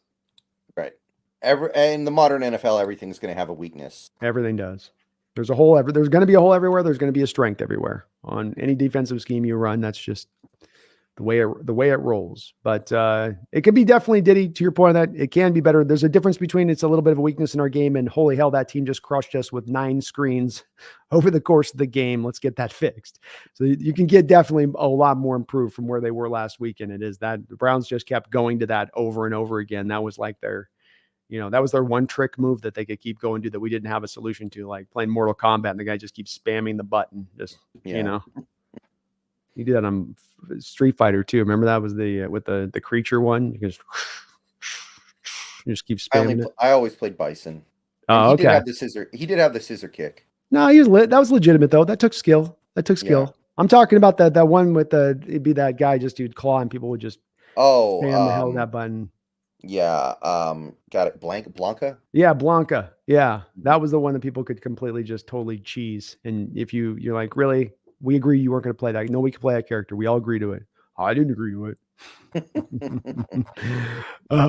Thank you again, though, Diddy, for that donation. Connor Oswagler, thank you for the $5 donation. Says, any chance the Seahawks adjust the line if the second edge becomes a weakness, but Jones, Edwards, or even Williams outside on early downs, more 5-man fronts, especially against dre'mont the Niners. Did play edge against the with the Broncos some. Mm-hmm. You've got the personnel to do it, Connor. At this point, I've long suspected and wondered against a team like the Niners, where if you get an extra guy in the line of scrimmage and really take their running game away with that, if that then could help you out defensively. And that could be a wrinkle that we could definitely apply here. And in the case of both Dre'Mont Jones and Williams, they have ultimate flexibility, I think, to put them wherever you want on the line. And especially if you do want to go to some more 4-man fronts, guys with their hand the scrimmage. And the fifth is an outside linebacker. You have Mafe as your stand-up Sam linebacker, essentially, if you want to roll like that. I mean, that'd be the wrinkle I'd love to see on the Niners, Brendan. As you come out in that game, they haven't seen it all year. You come out with a 4-man front. You put Boye standing up as your Sam, and then just like how they're going to run at that. Where's the holes going to be on that for them to attack, especially with their line playing like it is this year. I don't think we'll do it, but I would love to see Carroll come out with that and be like, here's my little trick up the sleeve for you this year, Niners. Take that. Yeah, I mean, we've done things like that before. We busted out strange strategies at key moments before. We have. And they were 0-3 last year, desperate times, desperate measures. Got to try for some different things at that point, new tactics, so to speak. Correct. But love where your head's at, Connor. I really do, man. And I think that they have that option to do that. They will try them, I think, traditionally to fit to how they've done this year, where it'll be a lot of Williams in 3-tech, occasionally with a little bit of 1-tech, mix it around a bit. But there's some flexibility if Carroll wants to get a little bit, go into the lab and mix up some potions. he can definitely mix these guys through a little bit and play with it a little bit. They have some versatility that they've done in the past. But thank you, Connor, for that donation. I do really appreciate you on that. I think we pretty much covered through most of this offense. Are we utilizing Noah Fant enough? I feel like Noah Fant was the tight end who played the most by far in this game for the Seahawks. I'll say that. Mm-hmm. He played a normal amount of snaps for him, a little more than half. So that's fine.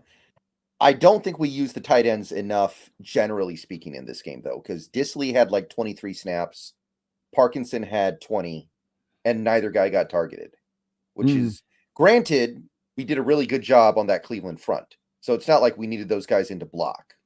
Yeah. But I don't know why you wouldn't get them more involved in the passing attack. Mm-hmm. Especially a fan who seems to be very, like we've seen with Disley over the years or Parkinson, they're so efficient with the, targets that you do send their way. It would seem to open more of the door up to utilize that. And part of the thing too with the offense, Brendan, becoming so hard at times is it seems like they go away from that post snap motion you use with the tight ends where you start them to one side, Geno rolls to the right, the tight end rolls post snap to that side. And it's always kind of open out there in the flat for a 6, 7, 8 yard gain. Anytime you kind of want to go to it. This year versus last year, not as much utilization of that, it feels like, on those kind of plays for whatever reason. Yeah, I don't really get it either. Seems like we go away from some stuff that works pretty well from time to time. That's where I've wondered if we're trying to be a little bit of too much of everything everywhere rather than something specific or with an identity of specificity. Is that fair, do you think? Yeah.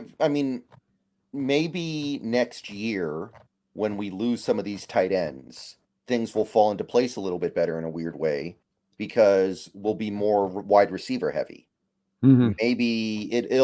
Maybe we just, in a weird way, it's like addition by subtraction. I don't know. But maybe right now we do have a little too much going on and we almost need something to happen to kind of normalize things. Like maybe in a weird way, things were kind of normalized when we had to use our tight ends against Detroit and Carolina because both our tackles were out.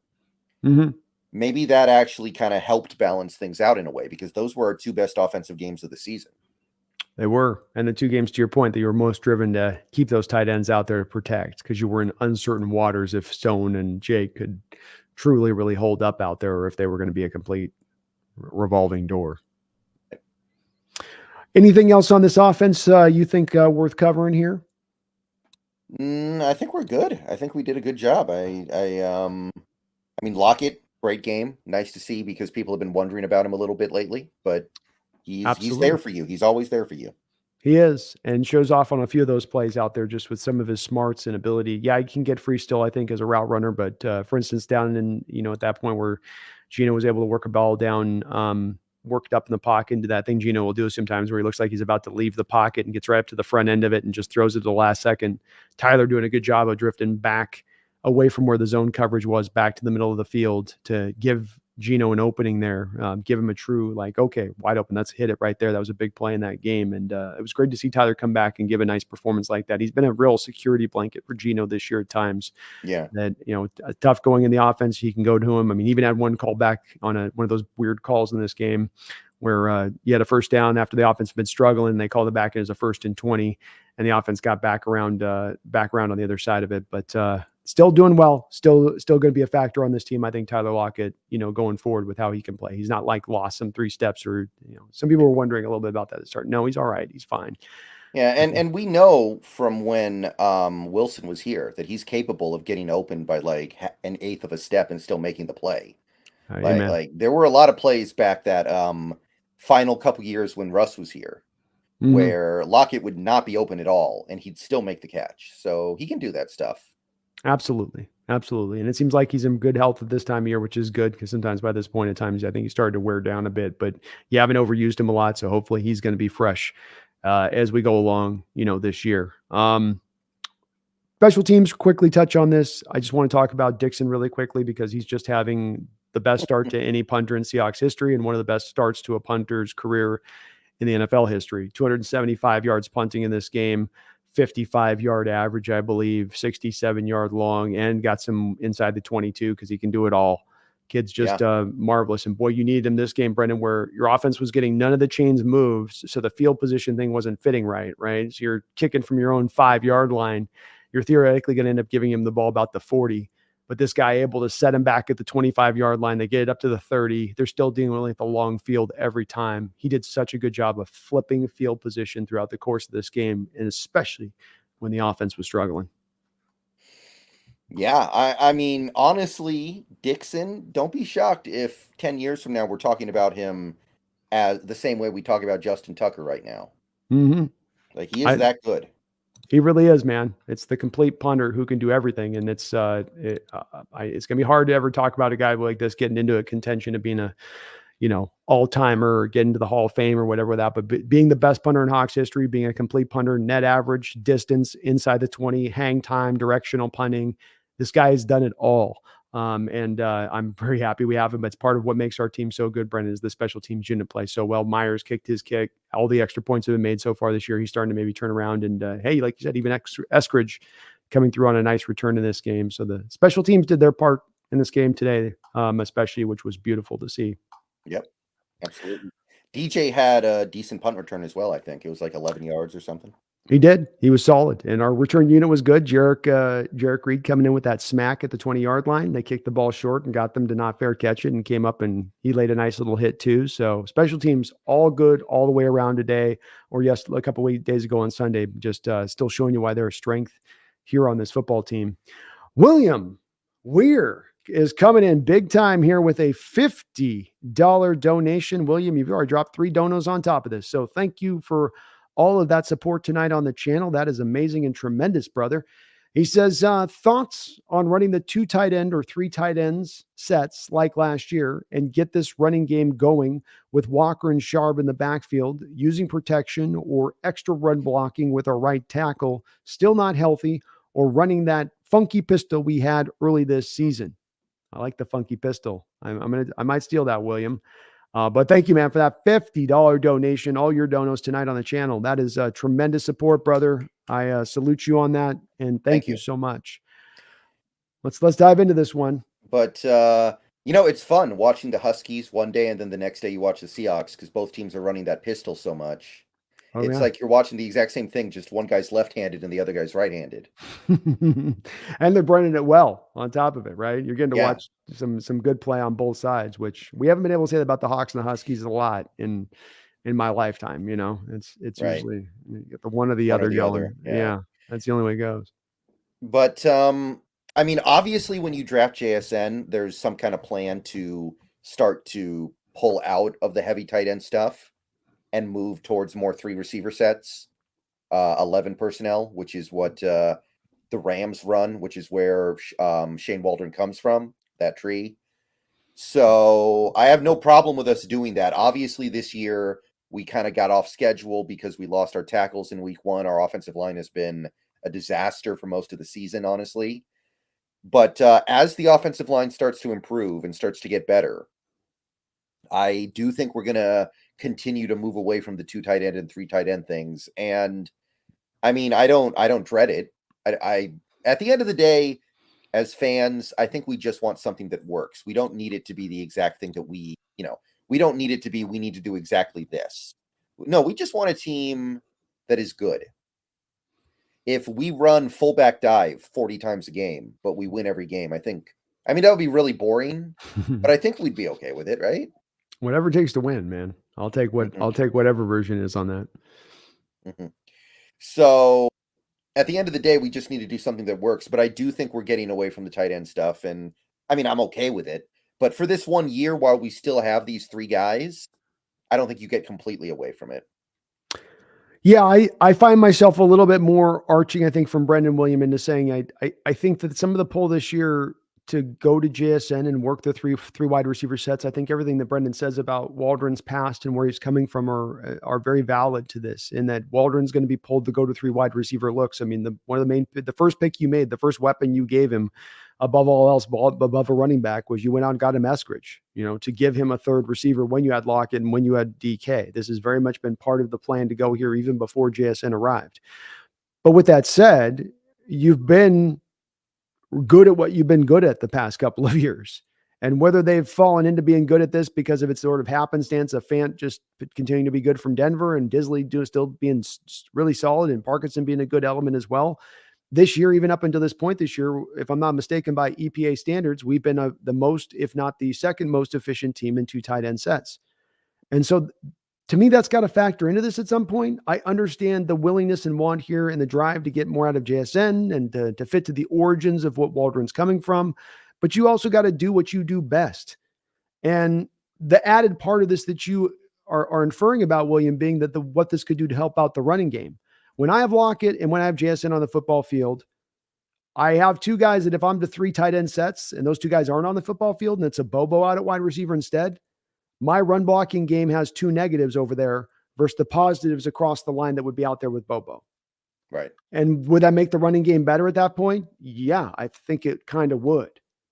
And if the offense isn't going to be, Brendan, in a place with the 3 wide receiver sets that you're going to throw for 330 a game to offset the lack of running ability that you then have by going to those 3 wide receiver sets, I think logically that's got to drive you more back in the direction of embracing the 2 and the 3 tight end sets. So I am in favor of it, William, but I don't think that Brendan is wrong in the respect of what the trend is going to and what the coaching staff wants to do and where they want to head to. That seems to be their destination location. But for me, I really like what I see from those sets when they're on the field, and I think it would help out your run blocking. I do. I think your running game has, much like Geno cleaning up on the mistakes, the running game has got to find some consistency here. It cannot be just this boom and bust thing, and that's all we can kind of rely on it to be. It's got to find some footing here throughout the course of the season to get to a contender status. Because you get to the playoffs, you got to run the ball. And if you can't run it consistently, you're probably going to lose the game with a whole bunch of 3 and outs and just some explosiveness here and there peppered in throughout the course of the game, in my opinion. Yeah. I think that while we have these guys, it does need to be a little bit more of a focal point. Also, probably matchup related. There are going to be some teams where 3 receivers work better than others. Off the top of my head, we're playing the Ravens coming up. Like, what would you want to do against the Ravens? Do you want to use 3 receivers or do you want to use 2-3 tight ends? It's a good question because I do think that their slot's not as strong there in how he plays. So there's probably maybe a little more of a drive in this game to do that and go back to the 3 wide. And you're right. I think matchup based is a big part of that. So we talked about this offseason is you want to play to the weaknesses of the defense from a personnel standpoint, not just schematic, but where they're weak, talented wise. So that's got to be a reading of the room there too. But I do have to say is the 3 wide receiver sets have not been efficient. You most certainly have not been efficient in running the ball, and you've not been necessarily really efficient throwing out of the 3 wide receiver sets either. And that's got to eventually inform you as an offensive coordinator where, I know we want to do this ideally, but we're not doing it good and we're not doing it efficiently. We're doing this other thing good and we're doing it efficiently. And that's got to eventually drive you over into that pathway. I think there's a room for them both to kind of operate in and use both. I do. And depending on the opponent, valid thing there, Brendan, absolutely on your part to say. But got to go where the money's at. Got to go where you're making your hay. And you got the talent to make this happen in a way that other teams don't have 3 tight ends like this. It's an unusual problem for defenses to encounter, whereas there's a lot of teams out there with 3 wide receivers that can give defenses problems across the board. That's a common problem or an issue for oppositions to have to deal with at times. But embarrassment of riches is really the big issue this is coming out of. Right. If other teams were out there that just had the 3 tight ends and a couple of okay receivers, it'd be easy for them to stay in those looks. And we're finding it, Brandon. That's why I say we haven't got that identity. We just don't know quite what we want to be or what's the best thing to be or how to get there. Right. No easy answers. I think that's the right way to put it. But thank you, William. As I always say with this man, thank you is never enough with just a big $50 donation. All the donos you put on top tonight. So thank you, man. Really do. We both really appreciate all of the support to the channel on that in that realm of things. And we'll see how they play it this week. I do think they're driven to the 3 wide because of the slot, but they've been so darn effective running those 2 tight end looks. William coming in with another dono here from William, man. Thank you, William. Appreciate you for all these donations. Says, so the Seahawks going from run first to a pass first offense with guys like Walker and Sharp in the backfield, and our defense is stacked. Tight ends need love too. Yes, they do. Yes, they do. Yeah, this is the thing we're talking about too, William, with how are we getting a little bit too pass happy? I mean, what did we have? 17 rushing attempts in this past game. And you had, I think, 41, 42, 43 passing attempts from Geno, something like that.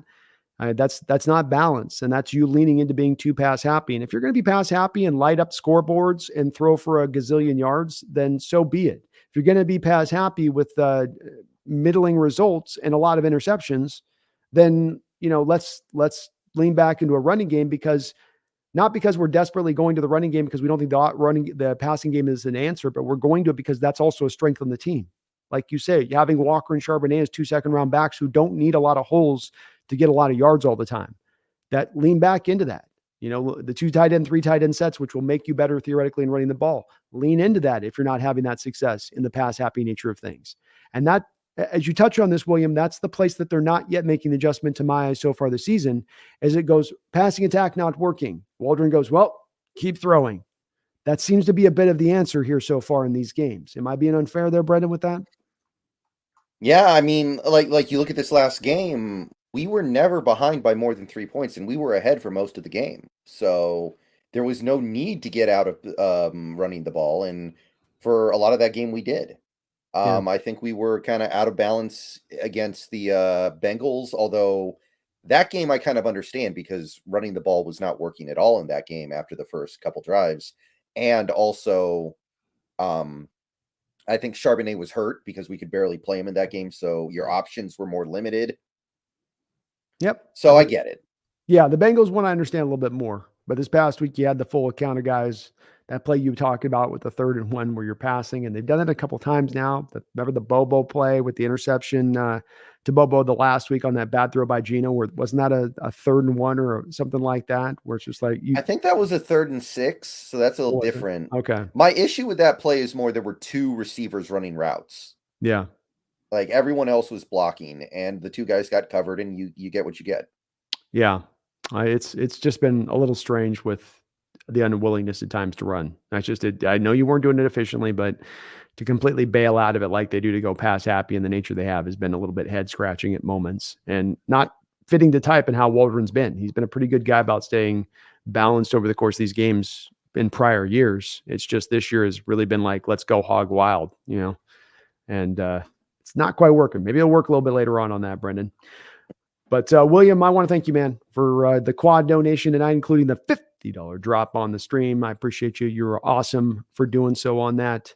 Thank you for that, man. And hope you're having a great night out there. So we got ourselves through, I think, most of this game, Brendan, as far as covering this, I think, pretty well with the offense, defense, special teams working together. Of course, again, you got to see a game where all 3 elements work together to get you this win. Offense could have played better, but they came in when it counted. Special teams was clean as hell. And the defense kind of, carried the day for the most part. Wasn't perfect on their part, but they did enough on this game, including those 3 big turnovers here, to help you kind of get over the top. I think one last place I want to stand on where you stand with this team now, knowing Leonard Williams almost about halfway through the year now at this point. Are you more encouraged in this team and where you're at right now versus where you were this offseason? Are you the same, or are you a little bit less hyped up on where the direction of this team's going? I'm going to say more because before the season started, while I was optimistic, I didn't feel like the ceiling was a Super Bowl. I didn't see this team being better than the Niners. I didn't see this team being better than the Eagles. And I'm not saying I think they are better than those teams now, but now I want to see what's up. I want to see. I'm open to the possibility of things being better now. So I'm going to say positive, yeah. I'm the same way, especially the Leonard Williams trade, which you and I have been looking for throughout the full since training camp, haven't we? About the guys who's the guy that we're going to look at to maybe bring on. We got to bring somebody on. Bringing it on gives me so much more confidence. Not that he puts us over the top, but just that we've fixed what could have been the big sinking anchor issue on the team that takes the whole ship down. And I don't think that that's going to be the case now. And as you said as well, on the other side of it, this is also a combination of that and the team coming together and the young guys playing better. And then the fact that the Niners and the Eagles and the rest of the NFC is just not quite looking as strong or as tough as we might have thought they would have been. We knew the NFC was going to be pretty wide open, but that everybody's a little bit more vulnerable than we might have first thought coming into this year. Absolutely. William, we're coming in with another $10 donation, man. Appreciate you, William. You are very, very kind for all those donations into the chat. He says, I feel there are too many good defenses in the league to keep the pass first mindset. Need that grit work. I mean, get those tight ends out there and run the ball down their throats. Geno is good to make plays. William, on top of thank you for these donations, you and I are of exactly the same like mind on this as far as where I sit. I want to see more of the two tight end sets. I want to see more of a commitment to running the ball, even if it's not working at times. I think that trying to get Geno Smith into a volumetric approach to the quarterback position is not going to get the best Geno. Is likely to end up with Geno throwing interceptions, especially when they're backup and broken offensive linemen out on the field, as they have been so far this year. And so it's a bit of not a recipe for disaster, but maybe a recipe for a lack of success on offense to keep going in this direction. And part of one of the reasons that it has kind of not worked so far up until this point in the season. So I'm 100% with you, William. I want to see more of a commitment to running, more of a commitment to running out of the two tight end sets. These guys can all run block really well, in addition to being really good pass catchers. So you keep the defenses honest when they're out there. And as I was saying earlier, by EPA, one of those advanced analytics out there, you've been one of the most efficient teams when you've played out of two tight end sets. You've gotten the most productivity of any other NFL teams out there running those sets. That all should inform you to go more to it. But that JSN poll, brother. Do you think maybe part of it is Disley has some kind of an injury that he's playing through and we don't want to use him as much? Maybe that's part of it. Because his lack of usage is a little surprising to me, even with JSN coming into his own. Could be, but then Parkinson's a guy that they've been so hyped upon and who himself has played so well. And beyond the three tight end sets, it's really just we can almost not, I know I lump them together, but you can kind of push out the three tight end sets and really just lock in on the two tight end sets. And putting those two guys out there, I still think allows you to be able to go do that. And I mean, maybe Disley is somebody that they're load balancing, but he's not played a whole lot the past couple of years. How bad is that leg where, he's wore down by barely playing at this point, if that is the case? And then that extra part of that, of course, needs to be asked is you're paying him a lot of money at this point for a guy that you knew coming into the year then that you're going to have to manage to such a high degree coming off the injury he had last year. That doesn't seem like that makes a lot of sense if that is the case for them taking that route with it, But I think it's a good point. It could be a part of something at play here. I mean, it's certainly not out of bounds that he's got some chronic no cartilage left in the knee or something like that with some of those surgeries that he had and all the injuries to the lower legs. Yeah. It certainly is possible, but William, I'm with you, man. You're preaching to the choir here for me. I want to see them go to that. If they want to go to this week, and even if you have some not super great success with it, but just try to see if it can find a better level of efficient success than the other place in the offense, I think that'd be good. And I do think you'd have an easier time than keeping things clean with the turnover side of it. Because I think you get Geno down to like 35 attempts versus 45 attempts, a lot less of a chance you're seeing an INT, I think, on the board at that point. Mm-hmm. I get behind that. William, thank you, man, for all of your donations here on the channel today, man. I really do appreciate all of it. And as well, I love your thoughts and where your head's at on this. Agreed 100% on this. And Brendan agrees for the most part. He likes those three wide receiver sets, though. That's the thing with Brendan, William. He's big on I just think, I mean, more than me liking it, I just think that's the way it's eventually going to go. It just doesn't have to go this year while we still have these three tight ends. It's true. No, I get what you're saying. I'm ribbing you a little bit. I know you're not totally going, but I think you're also right. This is, like I said, he comes from McVay's scheme. McVay's been living and dying by the three wide receiver sets during his time there in the Rams. He does use 2 tight end sets as well, but he always wants to go back to the 3 wide and lead the league in that usage. And that's going to be probably a pull in Waldron's heart as well, because that's where he's come from. That's his origin story. William Weir is going to finish us off with this final $2 donation. Thank you, William, for all your donos tonight on the channel. He says we still have Ballore. Well, there we go. Yeah, did you notice Ballore got in the game over Devin Bush at one point on defense?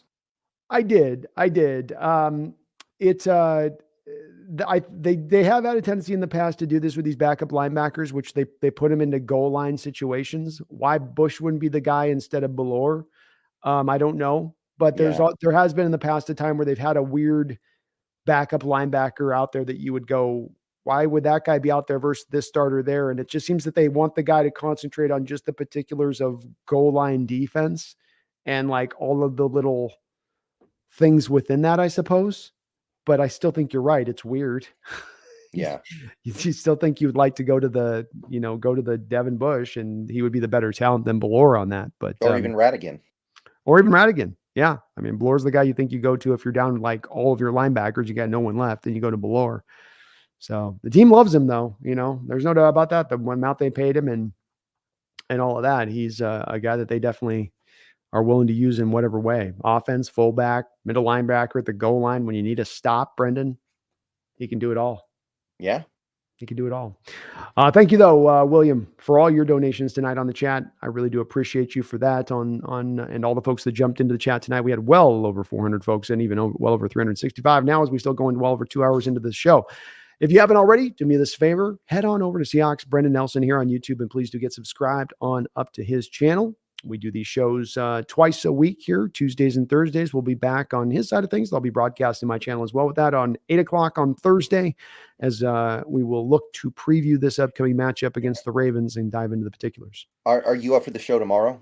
The college football prospect show? We might have to push it. This week's Okay. been knocking me out. So we're going to push it maybe a week on that one. I know we didn't have a chance to talk about that, but that trade yesterday, my voice is going to be toast here by tomorrow. So, but next week, Wednesday, we will do a prospect video on an update on these guys for sure next Wednesday. And we'll keep this cooking with our B&B show. But thank you guys for everybody that jumped in and came in the chat, William Weir and all the folks who donated in the chat. Thank you very much for you guys. You're always very kind on both of our channels, coming in and showing that support, showing that love. And thank you, Brendan, for coming on in the house here as you always do. Thank you for having me on. I know you're super busy out there with the season. So thank you every time you come in here. It's always fun chopping up with you. We will be back in a couple days, folks, to turn and look at this very, very tough matchup, maybe the toughest matchup remaining of the NFL season. And that's saying something with guys like the Eagles on the board and the 49ers on the board and Cowboys on the board. But this matchup might be the one. This one might be the most gritty, roughest one we got to deal with. So a lot to break down this upcoming Thursday and go over with it, but we will break it all down. We'll be back in 48 hours. We're always here to remind you, but that's 48-hour period is enough time, Brendan, for a few people to forget, for people to have it fall out of their mind. They get busy, midweek, hump day, all that kind of stuff, right? It can take 1 second to forget. It takes 1 second to forget. We're in a championship season. That means a championship mentality. That means championship mentality from player and fan. That means you don't ever forget. You keep it at the forefront of your mind. You remember this is a year we can go out there and do some special things. Your team just made one of the more aggressive trades at the trade deadline. They're telling you as a fan base, we're going for it. We're going to take our big swing. We don't know if we're going to hit that ball, but we're swinging from the back of our ankles and we're putting everything into it. So please, my fellow Seahawks faithful fans, do not ever forget. Go Hawks. Go Hawks.